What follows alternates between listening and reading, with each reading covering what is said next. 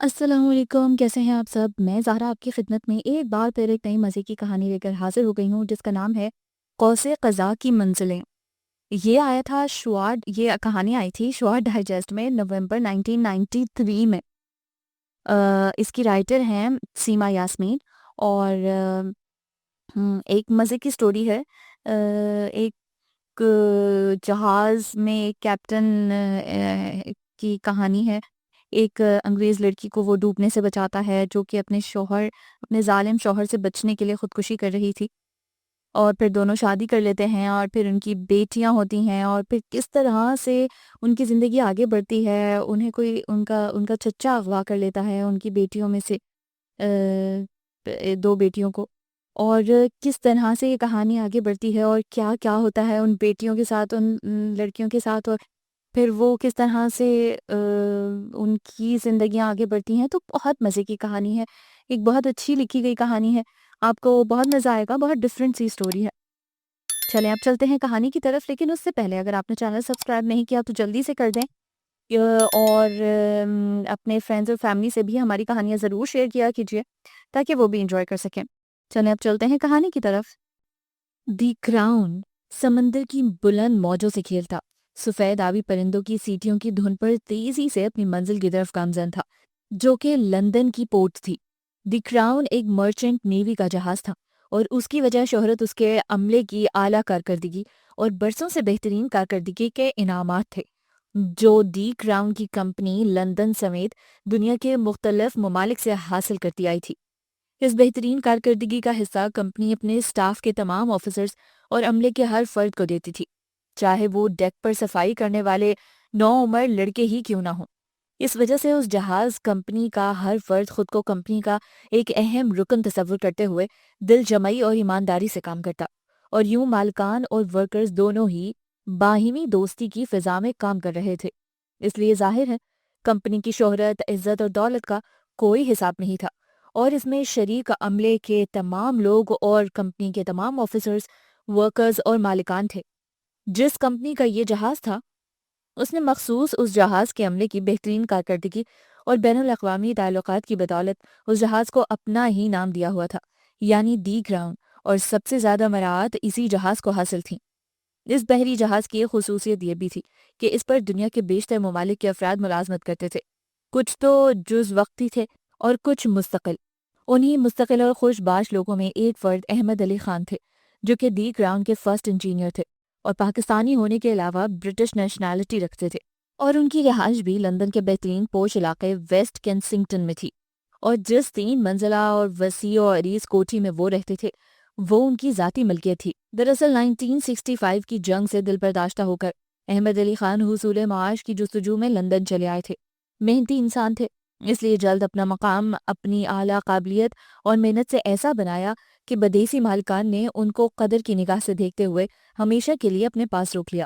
احمد علی خان کو بھی کوئی اعتراض نہ تھا، کیونکہ اپنے ملک میں انجینئرنگ کی اعلیٰ سند رکھنے کے باوجود انہیں نوکری نہیں ملتی تھی، جبکہ وہ اپنے والد کی طرح کاروباری ذہن کے مالک نہیں تھے، اس لیے خاموشی سے تلاش معاش کی خاطر اللہ کی زمین پر نکل کھڑے ہوئے، یہ سوچتے ہوئے کہ جہاں کی مٹی پر ان کے دانے کی مہر لگی ہوگی وہ وہاں ہی بسیرا کر لیں گے۔ ان کے اپنے علاوہ 3 بھائی تھے اور 2 بہنیں تھیں، اس لیے انہیں یقین تھا کہ کراچی میں مقیم ان کے پٹھان والدین ان کی کمی کو محسوس نہیں کریں گے، اور پھر وہ جہاں بھی سیٹل ہوں گے وہاں ظاہر ہے والدین اور بھائی بہن سے رابطہ تو رکھیں گے ہی۔ اس طرح وہ دی کراؤن سے کسی دوست کی وساطت سے جا ملے، اور پھر ہمیشہ کے لیے ہی برطانیہ کے ہو کر رہ گئے۔ احمد علی خان کے والدین کو ان کی کمی شدت سے محسوس ہوئی کہ وہ ان کے سب سے خوبصورت، ہونہار اور سعادت مند بیٹے تھے، مگر بیٹے کی عزت نفس اور خوشی کی خاطر انہوں نے دل پر پتھر رکھ لیا، لیکن وطن سے ان کا رابطہ برقرار رکھنے کی خاطر انہوں نے چاہا کہ وہ احمد علی خان کی شادی اپنے ہی خاندان کی ایک لڑکی مہرین فضل خان سے کر دیں، تاکہ اس بہانے وہ سال بسال کم از کم ملک تو لوٹتے رہیں۔ اس طرح ماں باپ کی آنکھوں کو ٹھنڈک اور دل کو راحت محسوس ہو، مگر احمد علی خان والدین کی یہ خوشی پوری نہ کر سکے۔ ہوا یوں کہ ایک رات جب وہ اپنے شپ سے واپس آ رہے تھے کہ عین پورٹ کے قریب کسی نے سمندر میں چھلانگ لگائی۔ احمد علی خان کو محسوس ہوا کہ وہ شخصیت کسی قریبی چپٹی سی سمندر میں کودی ہے، اور غالباً تیرنا جانتے ہوئے بھی ڈوبنا چاہتی ہے، اس لیے انہوں نے بھی تیزی سے سمندر میں چھلانگ لگا دی، اور ابھی قرب و جوار کے لوگ فیصلہ بھی نہ کر پائے تھے کہ کیا کرنا چاہیے کہ انہوں نے اس ڈوبتی لڑکی کو بچا لیا اور شدید حیرت میں رہ گئے جب انہیں اس لڑکی نے ملی جلی انگریزی اور اردو میں کہا، مجھے مر جانے دو، میرا اب اس دنیا میں کوئی نہیں۔ وہ ظالم میرے والدین کو ختم کر چکے، میرے شوہر کو میری آنکھوں کے سامنے مار ڈالا، اب مجھے… ان الفاظ کے ساتھ ہی وہ ان کی باہوں میں بے ہوش ہو گئی۔ احمد علی خان کو اس کی حالت سے اندازہ ہوا کہ وہ امید سے ہے اور اس کے الفاظ بتاتے تھے کہ وہ سخت خطرے میں ہے، اس لیے انہوں نے اپنے جہاز کے عملے کی مدد سے اسے جہاز کے عرشے پر لٹاتے ہوئے کیپٹن سے اپنی زندگی کا سب سے بڑا اور پہلا جھوٹ بولتے ہوئے کہا، یہ میری منگیتر ہے، میری غیر موجودگی میں اس کی زبردستی شادی کی کوشش کی جا رہی تھی، لیکن اسے معلوم تھا کہ میں آج واپس پہنچنے والا ہوں، اس لیے یہ مجھے ریسیو کرنے آئی اور اسے کسی دشمن نے سمندر میں دھکیل دیا۔ کیپٹن نے گہری نظروں سے انہیں دیکھا۔ لڑکی انگریز دکھائی دیتی تھی، شاید تمہاری مردانہ وجاہت پر مر مٹی، تم نے انگریزوں کو اپنے آگے مات کر دیا ہے۔ وہ صرف مسکرا کر رہ گئے۔ کیپٹن چادر کے نیچے دھیمی سانسیں لیتی لڑکی کو دیکھتے ہوئے مدھم لہجے میں بولا، یہ بچہ بھی تمہارا ہی ہے؟ احمد علی خان کے کان تک سرخ ہو کر، مگر قول کے پکے اس سچے انسان نے عام سے لہجے میں جواب دیا، ظاہر ہے۔ پھر کیپٹن کی اجازت پر وہ اسے فوراً اپنے کیبن میں لے گئے اور ہوش میں لانے کی کوشش کرنے لگے۔ جہاز کے ڈاکٹر نے بھی ان کی مدد کی۔ اس طرح وہ لڑکی جلد ہوش میں آ گئی، اور جب تنہائی میں احمد علی خان نے اسے تمام صورتحال سے آگاہ کیا کہ مجبوری اور دشمنوں سے بچانے کی خاطر انہوں نے اسے اپنی بیوی ظاہر کیا ہے، تو وہ خاموش اداس نظروں سے انہیں دیکھتی رہ گئی۔ احمد علی خان نے اس کو بغور دیکھتے ہوئے کہا کہ تم کسی اچھے گھر کی نظر آتی ہو، پھر میری ہم زبان بھی ہو، تو تنہا کیسے ہو گئی؟ تمہارے خاندان کا کوئی تو فرد ہوگا جو تمہاری دیکھ بھال کر سکے۔ وہ گہری سانسیں لیتی ہوئی سنہری گیلے بالوں کو مسلتے ہوئے بھرائی آواز میں بولی، میرے والد کشمیری تھے اور ماں انگلش، اور ہم جیسے بچوں کا یہی حال ہوتا ہے کہ ہم کہیں کے نہیں رہتے، دونوں طرف کے خاندانوں سے ہمیں الگ ہی سمجھا جاتا ہے۔ میرے والد یہاں کے بہت بڑے بزنس مین تھے، مگر والدہ تنہا تھی۔ میرے والد نے میری والدہ سے اپنی پسند سے شادی کی تھی، مگر ہم کبھی والد کے ملک مقبوضہ کشمیر نہیں جا سکے۔ میں نے آکسفورڈ میں بہترین تعلیم حاصل کی اور سال بھر پہلے میری شادی ایک عیسائی لڑکے رابرٹ سے ہوئی۔ ویسے میرا نام ربیکہ ہے، ڈیڈی کبھی رابعہ کہتے تھے، لیکن ماما نے ربیکہ کہنا اور کہلوانا مناسب سمجھا۔ خیر، ناموں کی بات تو معمولی ہے، مجھے تو اپنے مذہب کا بھی پتہ نہیں، کیونکہ مجھے تو دونوں ہی مذہب درست لگتے ہیں۔ احمد علی خان کے لبوں پر محظوظ مسکراہٹ پھیل گئی۔ ربیکہ چین سی گئی، پھر دھیرے دھیرے کہنے لگی، ہم بہت خوشی اور سکون سے اپنے گھر میں رہ رہے تھے کہ اچانک میرے والد کے خاندان والوں نے کشمیر کی حالت خراب ہونے پر ان سے مالی تعاون کرنے پر زور دیا۔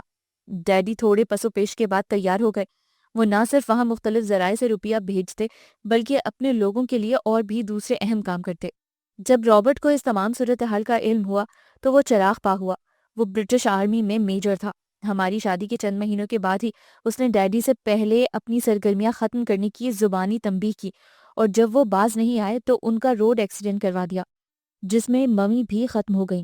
مگر قدرت نے اس کے ظلم کا حساب یہاں ہی چکا دیا کہ پچھلے دنوں وہ گھوڑے کی پیٹھ سے پولو میچ کھیلتے ہوئے گرا اور گردن کی ہڈی ٹوٹنے سے موقع پر ہی دم توڑ گیا۔ بس اس کے بعد سے یہاں کی انٹیلیجنس اور پتہ نہیں کون سے لوگ میرے پیچھے پڑتے ہیں کہ میرے والد کا جتنا روپیہ ہے اور اہم دستاویزات جو ان کے پاس تھیں وہ ان کے حوالے کر دوں۔ اس کے لیے مجھے گرفتار کیا گیا، مگر میں کچھ بھی نہیں جانتی تھی۔ لیکن یہاں کی پولیس بھی دنیا کی دوسری پولیس سے کم ذلیل نہیں ہے۔ انہوں نے مجھ پر اس حالت میں تشدد کیا، پھر بھی مجھ سے کچھ معلوم نہ ہو سکا تو مجھے اپنے اوپر اعلیٰ افسر کو خوش کرنے کی خاطر اس کے گھر بھجوا دیا، جہاں سے میں اپنی عزت بچا کر نکل تو بھاگی، مگر ان لوگوں کے پیچھا کرنے پر کوئی راستہ نظر نہیں آیا تو سمندر میں کود پڑی۔ مگر میری بدقسمتی کہ تم نے مجھے بچا لیا۔ ان الفاظ کے ساتھ وہ پھر دھیرے دھیرے رونے لگی۔ احمد علی خان نے اسے پانی پلانا چاہا تو اس نے فوراً گلاس ان کے ہاتھوں سے اپنے لرزتے کامتے ہاتھوں میں تھام لیا اور گھونٹ گھونٹ پینے لگی۔ احمد علی خان اسے چند لمحے ساکت نظروں سے دیکھتے رہے، پھر دھیرے دھیرے کہنے لگے، اگر تم مجھ پر اعتماد کر سکو تو میرے ساتھ میرے گھر چلو، وہاں میرے پرانے بے حد وفادار ملازمین ہیں، میرے والدین پاکستان اور دوسرے اسلامی ممالک میں رہائش پذیر ہیں، میں یہاں تنہا اور غیر شادی شدہ ہوں۔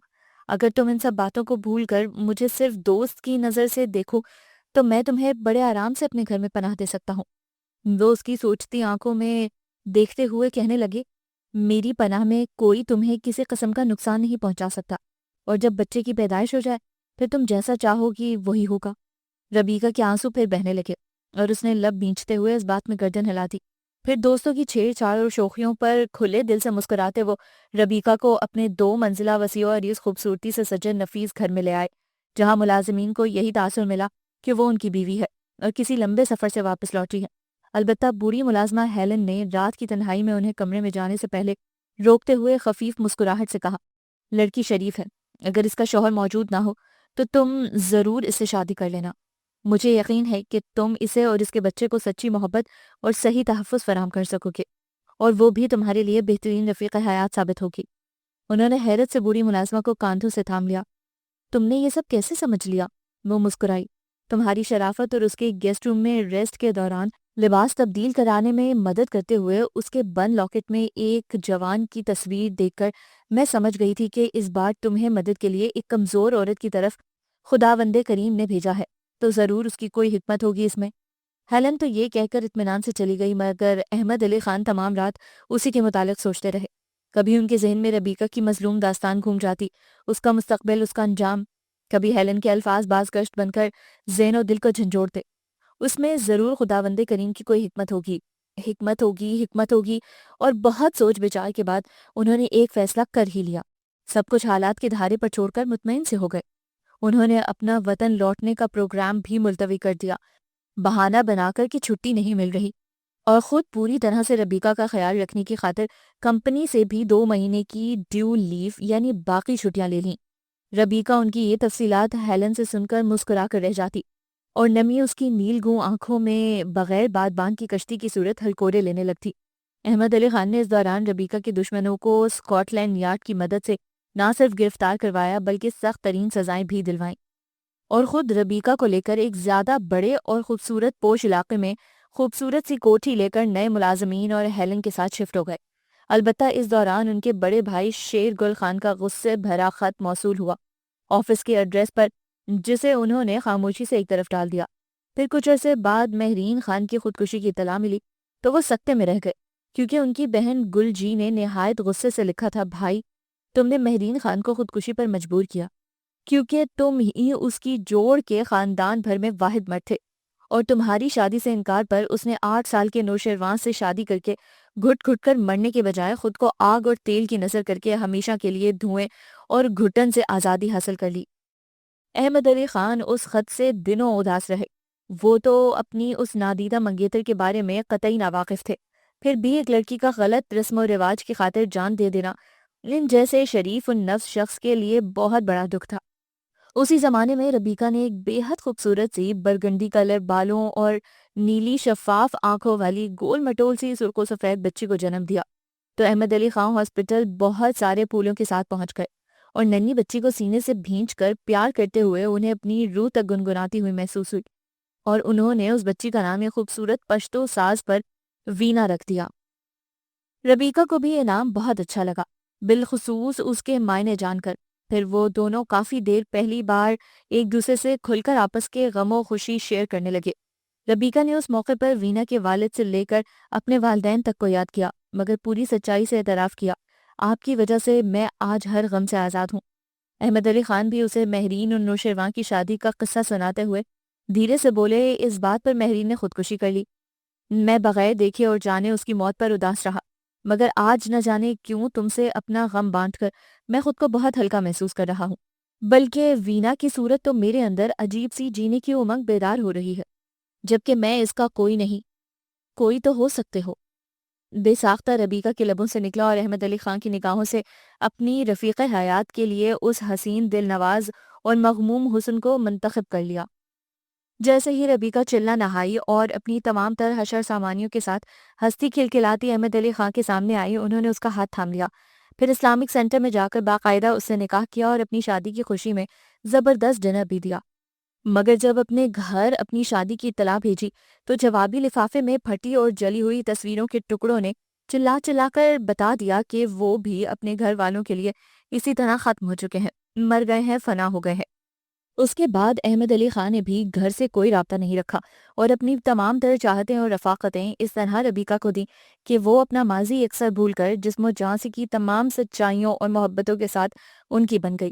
دنیا سے بھی انہوں نے سگے باپ کا سا پیار کیا، حتیٰ کہ سال بھر بعد اللہ تعالیٰ نے انہیں ایک اور ویسی ہی پیاری سی گڑیا سے نوازا جو کہ ان کا اپنا خون تھی اور انہیں بے حد عزیز اور ان کی زندگی کی خوشیوں کی پہلی امید، اس لیے انہوں نے اس کا نام رجا رکھا۔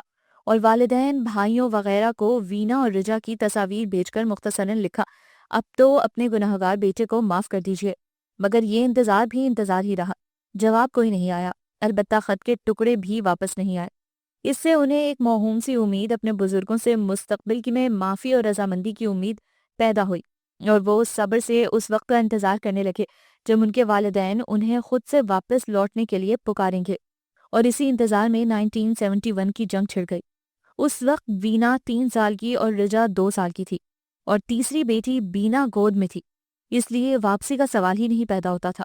پھر اوپر تلے گیتی، یمنا، جیا اور رحمہ کی پیدائش نے احمد علی خان کے ذہن سے ہر طرح کا انتظار اور رشتوں کا احساس مٹا دیا، اور وہ اپنی خوبصورت معصوم شوخ و شریر بیٹیوں کے قوس و قزح میں گھر کر ایسے خوش و مطمئن ہوئے کہ ربیکہ کے لاکھ احتجاج اور بیٹے کی آرزو کے باوجود انہوں نے مزید اولاد کا سلسلہ جاری نہیں رکھا اور اپنے گھر کا نام دی وبگیور رکھ دیا، یعنی قوس و قزح، اور قوس قزح کے ہر حرف پر ان کی بیٹی کا نام آتا، جیسے وی سے وینا آتا، رجا کا آر، اور بی سے بینا وغیرہ۔ وہ اپنی معصوم بیٹیوں کو بیک وقت اپنے آپ سے لپٹا کر ربیکہ سے کہتے، یہ دیکھو، یہ رنگ برنگی معصوم پریاں اپنے خوبصورت لباسوں میں قوس قزح کی مکمل تصویر لگتی ہیں، پھر مجھے آسمان کی طرف دیکھنے کی بھلا کیا ضرورت ہے؟ ربیکہ مدھم مسکراہٹ سے کہتی، بیٹیاں معصوم بیٹیاں چاہے قوس قزح ہی کیوں نہ بن جائیں، زندگی کے کرب اور اذیتوں سے گزرتی ہیں، اب قوس قزح ہی کو دیکھ لو، ایسے ہی تو آکاش پر نمودار نہیں ہوتی، برسات سے لے کر کتنی منزلوں سے گزر کر آسمان پر یہ رنگ روشن نظر آتے ہیں، کاش میرے 7 بیٹے ہوتے۔ احمد علی خان اس کی باتوں پر برا مان جاتے، خفا ہو جاتے، اپنا سمندری ٹپ تھوڑا طول دیتے تھے، اور ربیکہ تڑپ جاتی، بے پناہ معافیاں مانگتی، ان کے دلار کر کر کے انہیں مناتی، اور وہ فراخ دلی سے اسے باہوں کے حصار میں سمیٹ لیتے۔ یہ 1975 کا سال تھا۔ نئے سال اور کرسمس کی طویل چھٹیوں کے بعد احمد علی خان شپ پر ایک لمبے سفر کے لیے روانہ ہوئے تھے کہ انہیں جرمنی میں ربیکہ کا تار ملا، جس میں فوراً واپسی کے لیے لکھا تھا۔ احمد علی خان کی سمجھ میں کچھ نہیں آیا۔ تار کی عبارت بہت جلدی میں اور گھبرائے انداز میں لکھی گئی تھی۔ جہاز پر سے انہیں ایمرجنسی لیو فوراً مل گئی اور وہ بائی ایئر لندن پہنچے، اور گھر میں داخل ہوتے ہی ان کے دل کو کسی نے مٹھی میں لے کر مسل ڈالا۔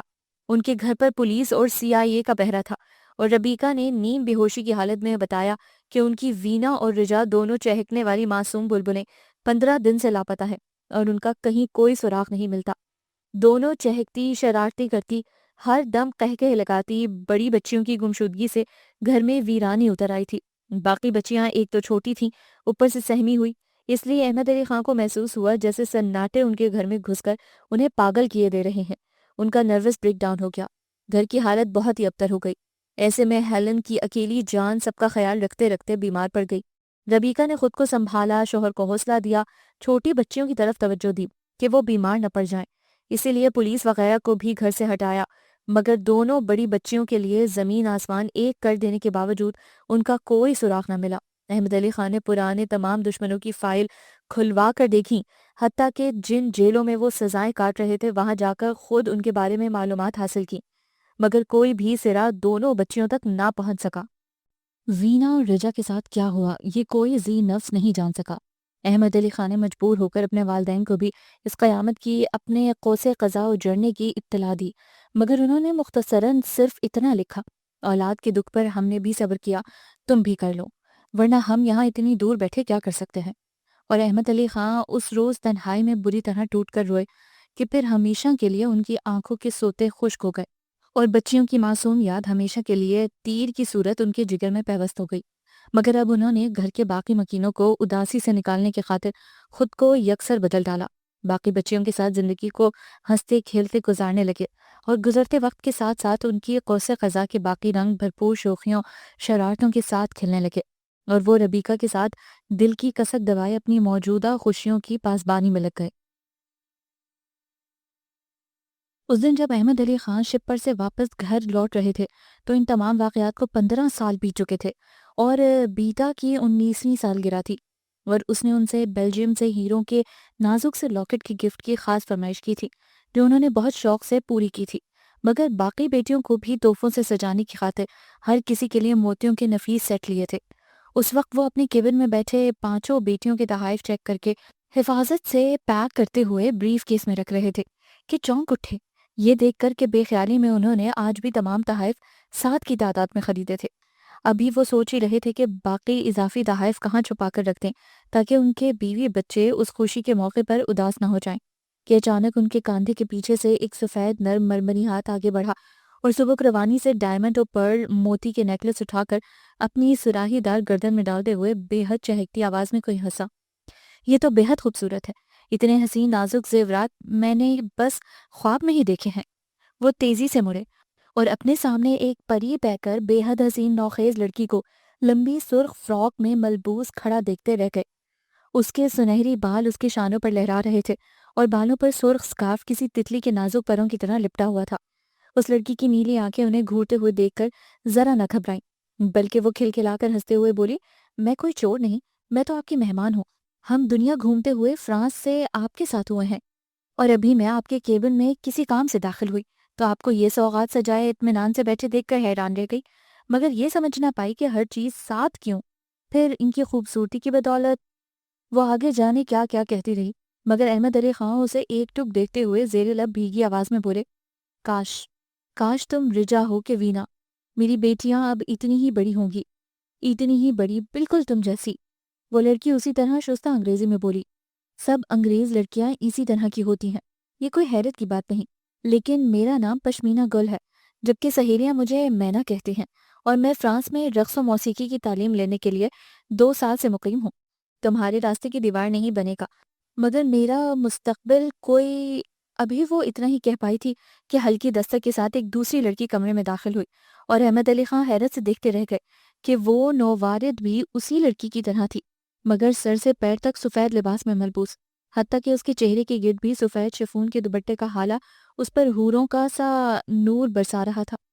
مینا گل ہنسی، اوہو، یہ اب اپنا لیکچر شروع کر دے گی، میری کزن ہے، ریشم گل اس کا نام ہے، مگر میں بلکہ ہم سب اسے رشی کہتے ہیں۔ احمد علی خان اور ریشم گل ایک دوسرے کو خاموش نظروں سے دیکھتے رہے۔ احمد علی خان نے خاموشی توڑی، تم دونوں بالکل میری معصوم بیٹیوں کی طرح ہو۔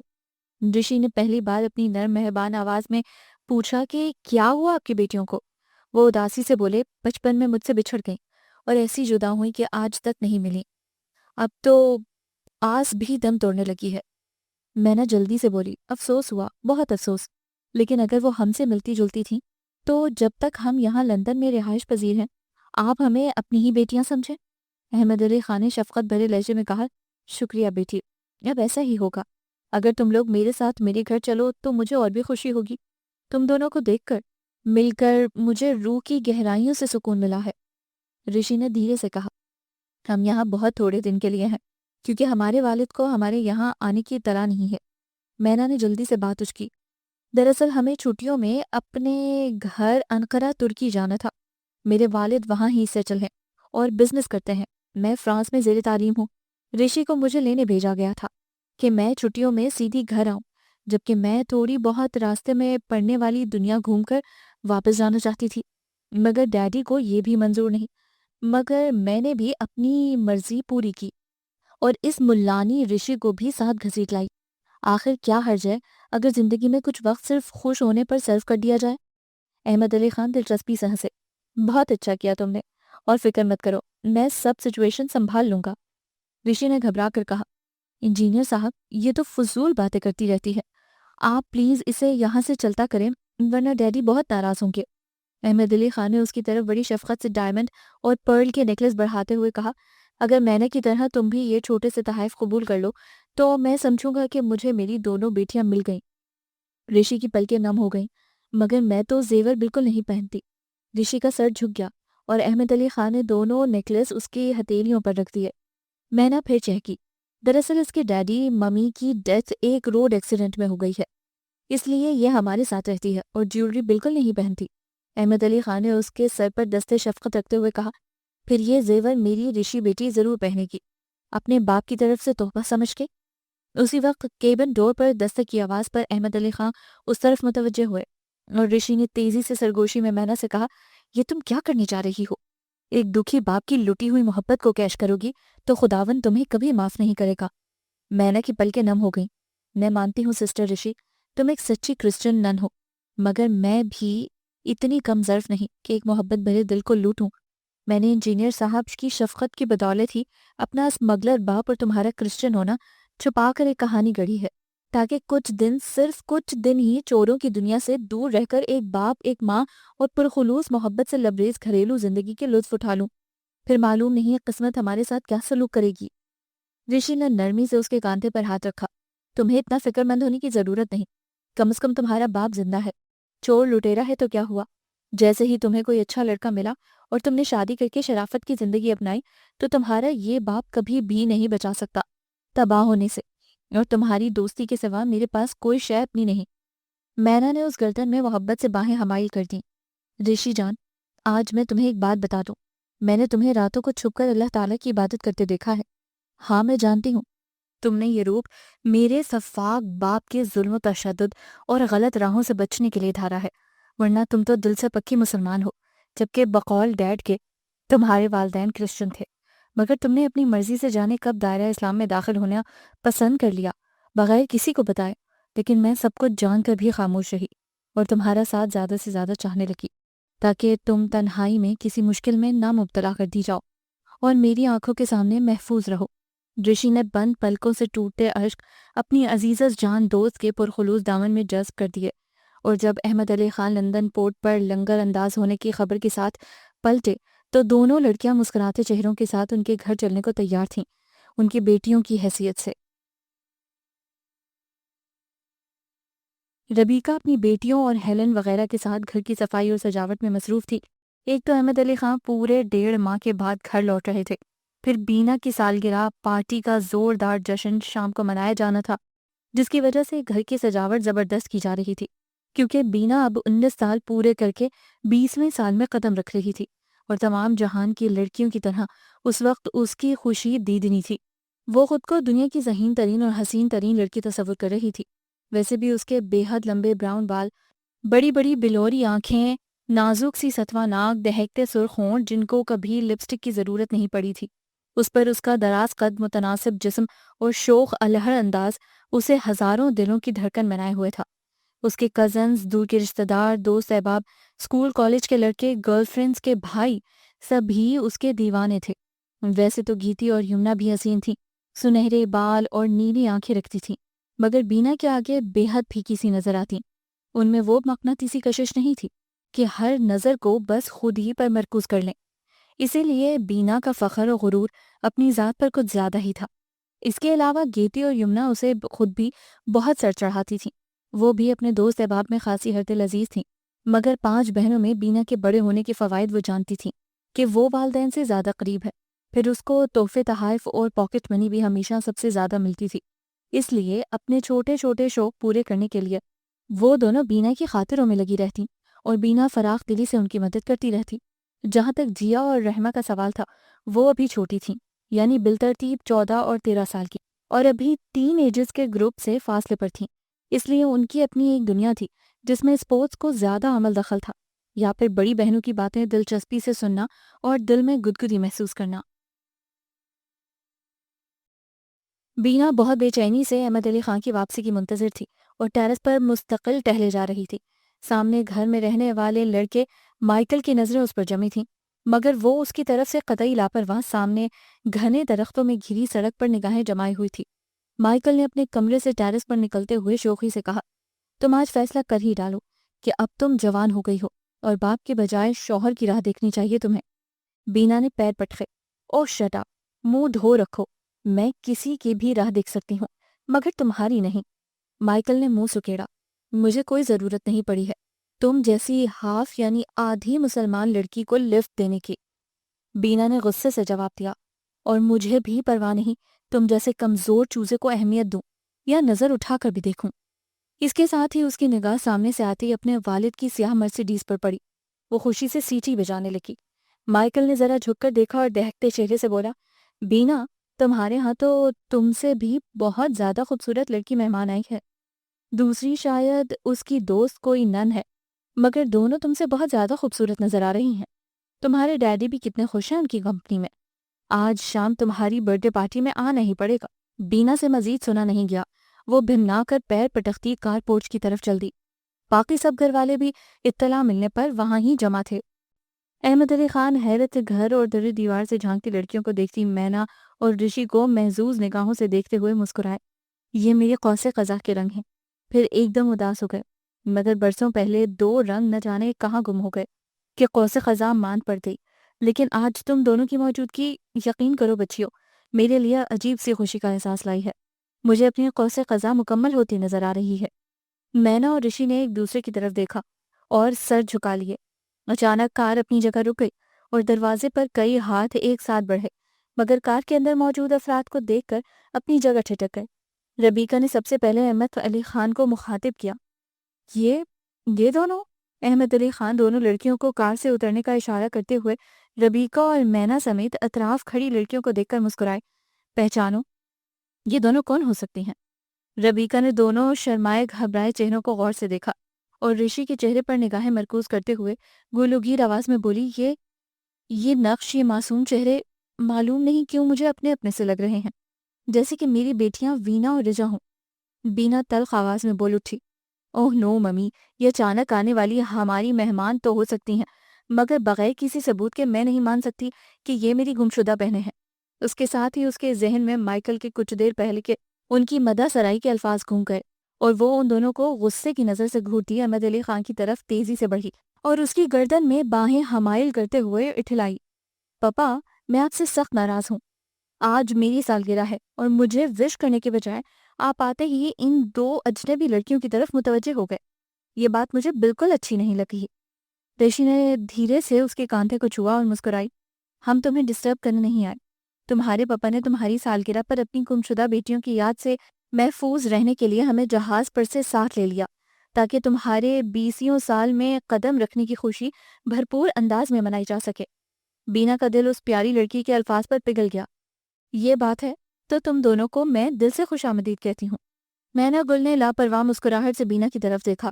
تم تو بہت جلد برا مان جاتی ہو اور تمہارا دل بھی چڑیا کا سا ہے۔ بینا چیل کی طرح جھپٹی۔ تم کیا سمجھتی ہو؟ کوئی میرے پاپا پر اپنا حق جمائے تو میں خاموش رہوں گی؟ مینا گل نے تیزی سے جواب دیا۔ ہاں، میں تو کبھی پرواہ نہ کروں۔ بینا نے جوابی کارروائی کی۔ تمہیں اپنے والدین سے محبت ہی نہیں ہوگی۔ گیتی نے قہقہ لگایا۔ دیکھو بھائی سب لوگ، یہ دونوں تو سگی بہنوں کی طرح لڑنے لگی ہیں۔ ان الفاظ پر سبھی مسکرا اٹھے۔ ربیکہ کے کہنے پر بینا نے مینا گل سے دوستی کا ہاتھ ملا لیا، مگر گھر کے اندر داخل ہوتے ہوتے اس پر چوٹ بھی کر گئی۔ مجھے تم سے زیادہ تمہاری بہن اچھی لگی ہے۔ مینا گل ترکی بترکی بول اٹھی۔ ہاں، اس سے تمہیں کوئی خطرہ جو نہیں؟ اس ذو معنی جملے پر بینا نے چونک کر مینا گل کے آتشی سراپے پر ایک بھرپور نگاہ ڈالی اور دل ہی دل میں کلس کر رہ گئی۔ پھر کافی دیر تک احمد علی خان کافی وغیرہ کے دوران ان دونوں لڑکیوں کا سب سے تعارف کرواتے رہے اور سب گھر والوں کا ان سے۔ ربیکہ تو بس ان دونوں کے قریب بیٹھی ٹکر ٹکر انہیں دیکھی جا رہی تھی اور اس کی آنکھیں بھیگتی جا رہی تھی۔ بینا کی برتھ ڈے پارٹی کا جشن دیکھنے سے تعلق رکھتا تھا۔ تمام گھر کو دلہن کی طرح سجایا گیا تھا۔ بڑی بڑی سفید لائٹ سے کوٹھی بقعہ نور بنی ہوئی تھی اور جس انداز میں اندر کے ہال اور لان کے حصے میں کرسٹل گلاس میں سجی دودھیا فیلڈ لائٹس سیٹ کی گئی تھیں، اس سے اندر سے باہر آنے والے چہرے پورے کے پورے چاندنی میں نہائے بے حد روشن اور نکھرے لگ رہے تھے۔ اس پر قیامت احمد علی خان کی لڑکیاں ڈھا رہی تھیں، جو اپنی رنگ برنگی تتلیوں کے رنگ جیسی میکسی اور فراکس میں بالکل حوریں لگ رہی تھیں۔ شہر کے عمائدین کا کوٹھی کے اندر باہر زبردست ہجوم تھا۔ ہر سو رنگین قیمتی سرسراتے لباس، فرانس اور انگلینڈ کی بیش بہا پرفیومز کی مہک ماحول کو سحر زدہ بنائی ہوئی تھی۔ بینا سمیت سب لڑکیاں باپ کے لائق قیمتی تحائف پہنے آنے والے مہمانوں کو ریسیو کر رہی تھیں۔ بینا کو پھولوں کے ساتھ بیش بہا تحائف ملے تھے، جنہیں ہیلن کی نگرانی میں ایک طرف بڑی سی ریک میں رکھا جا رہا تھا۔ بینا باٹل گرین لانگ ڈریس میں ڈائمنڈ جیولری اور ہلکے میک اپ میں بے پناہ حسین لگ رہی تھی۔ نگاہیں ہر طرف سے اس کا طواف کر رہی تھیں، مگر تھوڑی سی دیر کے لیے محفل میں سناٹا چھا گیا جب مینا گل عنابی کلر کی ساڑی کا فال درست کرتی تصویر قیامت بنی رشی کے ساتھ اوپر کی سیڑھیاں اترتی ہال میں داخل ہوئی۔ رشی نے آسمانی کلر کا وہی نن والا لباس زیب تن کیا ہوا تھا، مگر اس میں بھی اس کا معصوم سوگوار حسن سب کو مات کیے دے رہا تھا۔ احمد علی خان نے لوگوں کی متجسس نگاہوں کے زاویے پہچانتے ہوئے آگے بڑھ کر دونوں لڑکیوں کا سب سے تعارف کرواتے ہوئے خوش دلی سے کہا، یہ دونوں میری بھتیجیاں ہیں، پشمینہ گل عرف مینا اور ریشم گل عرف رشی۔ آج ہی فرانس سے ہمارے ہاں بینا کی سالگرہ میں شرکت کرنے آئی ہیں۔ سب مہمان دونوں سے باتیں کرنے لگے۔ رشی نے اجازت طلب نظروں سے دونوں کی طرف دیکھا اور دھیرے سے چلتی فاصلے پر بینا کے قریب پہنچی اور اس کے گال پر پیار کرتے ہوئے اپنی ہلکی مترنم آواز میں بولی، میری اور مینا کی طرف سے یہ تحائف قبول کرو۔ اس کے ساتھ ہی اس نے بینا کے بائیں شانے پر ڈائمنڈ کا بڑا خوبصورت سا ستارہ نما بروچ لگا دیا اور بالوں میں بھی ڈائمنڈ کی ہیئر پن جس میں گلاب کے چھوٹے سے پھول میں روبی لگا ہوا تھا لگاتے ہوئے بولی، حیران مت ہو، میرے انکل ان قیمتی پتھروں کے بہت بڑے بزنس مین ہیں۔ بینا بے ساختہ ہنس پڑی اور اس کے گال کو پیار سے چھوتے ہوئے کہا، تم بہت پیاری لڑکی ہو، کاش تم میری بہن ہوتی، مگر وہ تمہاری مینا مجھے بالکل نہیں اچھی لگی۔ رشی مسکرائی، جب تم دونوں کی دوستی ہو جائے گی پھر تمہیں شاید میں نہ اچھی لگوں۔ ایسا کبھی نہیں ہو سکتا۔ یہ کہتے ہوئے بینا نے اس کی کمر پہ ہاتھ ڈال کر اسے خود سے قریب کر لیا۔ مائیکل، جوزف، اسحاق وغیرہ ان دونوں کے قریب چلے آئے۔ مائیکل نے بینا کو معنی خیز نظروں سے دیکھا۔ میں نے صبح ٹھیک کہا تھا، دیکھ لو سارے اچھے لڑکے تمہاری مہمان مینا گل کی طرف متوجہ ہیں۔ رشی جلدی سے بولی، اچھا تو تم وہ شریر لڑکے ہو جو میری اس بہن کو ذہنی طور پر پریشان کر رہے ہو۔ بینا دھیرے سے ہنس دی۔ مائیکل رشی کو مخاطب کرتے ہوئے بولا، تم نے اس چھوٹی عمر میں یہ جوک کیوں لے لیا؟ رشی مسکرائی، دنیا کو جتنا دیکھ لیا وہی کافی ہے۔ اچانک ایک دلکش آواز نے بیچ میں مداخلت کی، دنیا کو انسان پورا دیکھ لے تب بھی کافی نہیں ہوتا، اور آپ اتنی جلدی ہمت ہار بیٹھی۔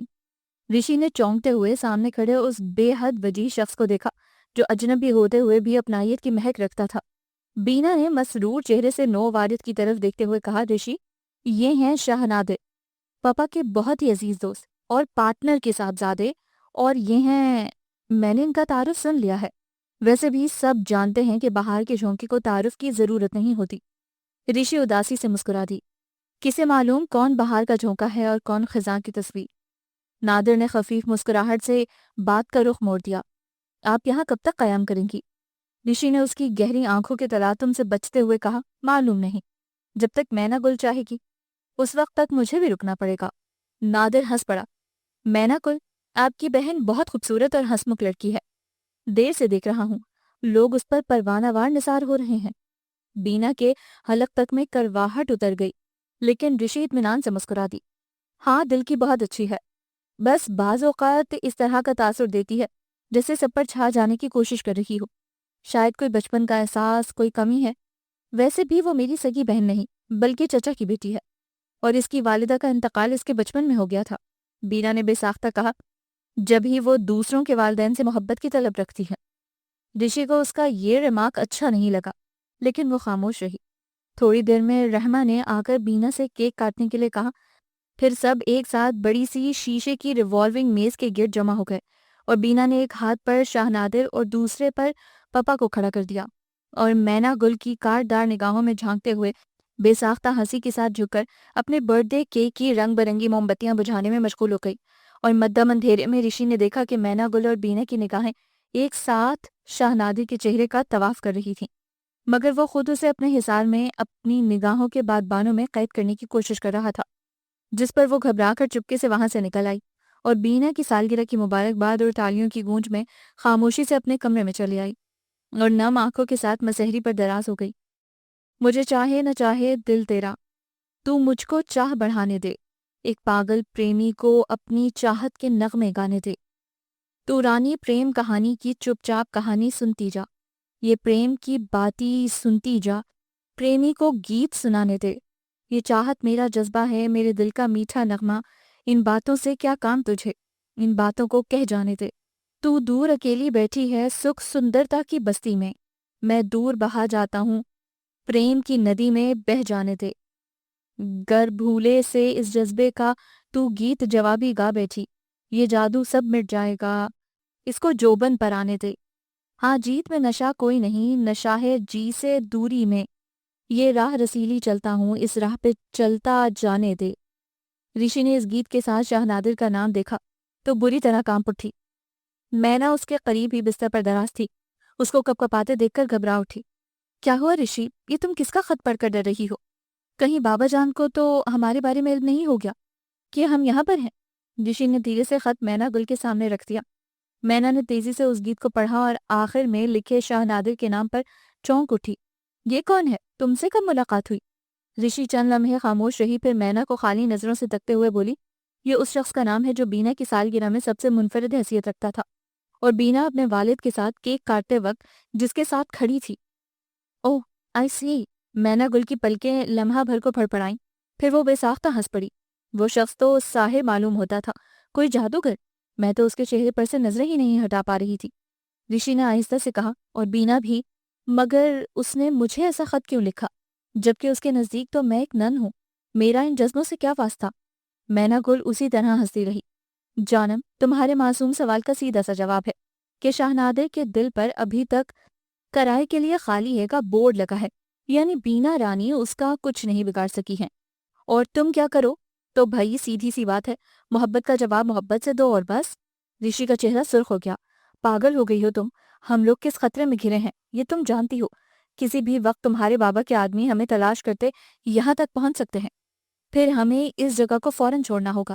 اس لیے کیوں میں بینا کو کوئی نقصان پہنچاؤں جبکہ وہ کبھی نہ کبھی نادر کو حاصل تو کر سکتی ہے۔ ویسے بھی نادر نے نظم میں مجھ سے جوابی محبت تو طلب نہیں کی ہے۔ مینا گل جھنجھلا اٹھی۔